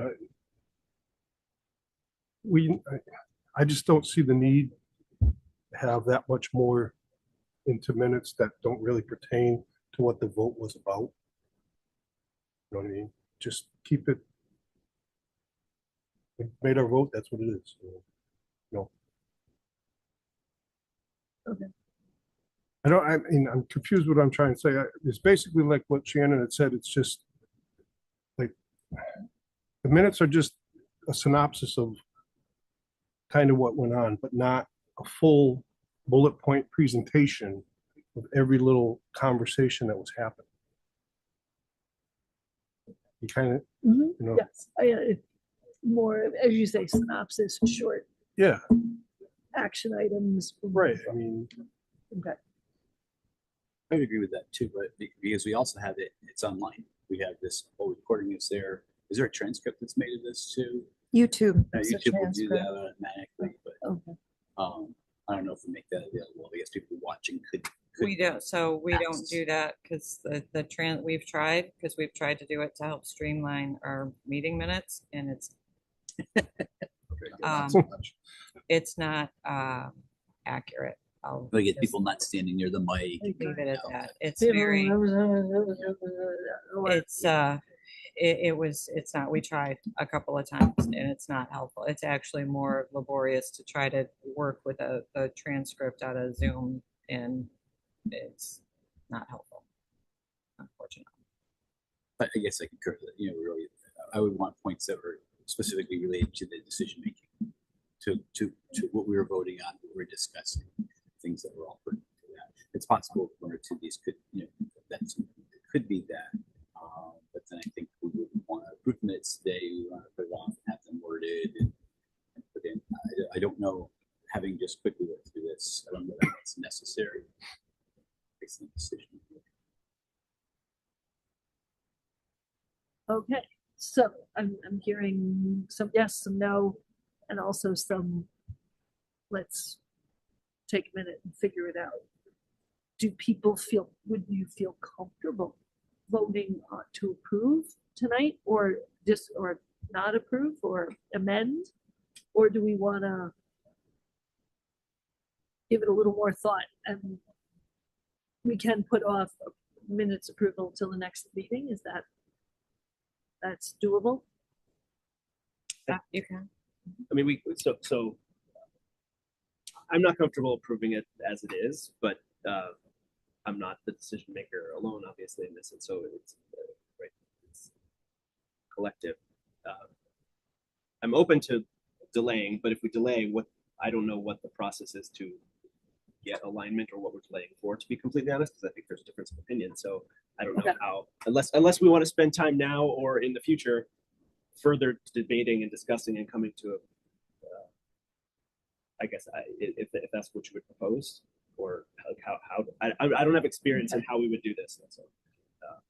Amending minutes I've never done extensively. I've done you spelled my name wrong, or I really wasn't here for that meeting. That's the sort of amending minutes I've done. So I guess I'm in the water with you. I wish I could say this is our course of action. So I mean, one option is to just vote, and however it falls. And I guess if it isn't approved, then we have to take some action. Is that correct? That's certainly one option. Yes. So you would make a motion to approve it, and you could approve it as presented, and then see where it goes, and if not, then we'll have to figure out how it's being amended. Okay. Well, let's start with that. That's our first step. Okay. Make a motion that we approve the minutes of February 9th, 2026 Town Planning and Zoning Commission meeting as presented. Second. a second. All in favor? Aye. Opposed? Nay. Okay, abstentions? Problem solved. So there we go. Okay. So then we have approved them and yeah, because 5-1 vote. Okay. Yep. Okay. All right. Anything else for me? I don't think so. Okay. I don't have any, hey, I was driving by something questions. Not this meeting. I haven't done any of that. Okay, so I say, do I have to make an official motion to adjourn or we just? You can adjourn. Okay, Adjourn the meeting. we are adjourned. It's 10:09.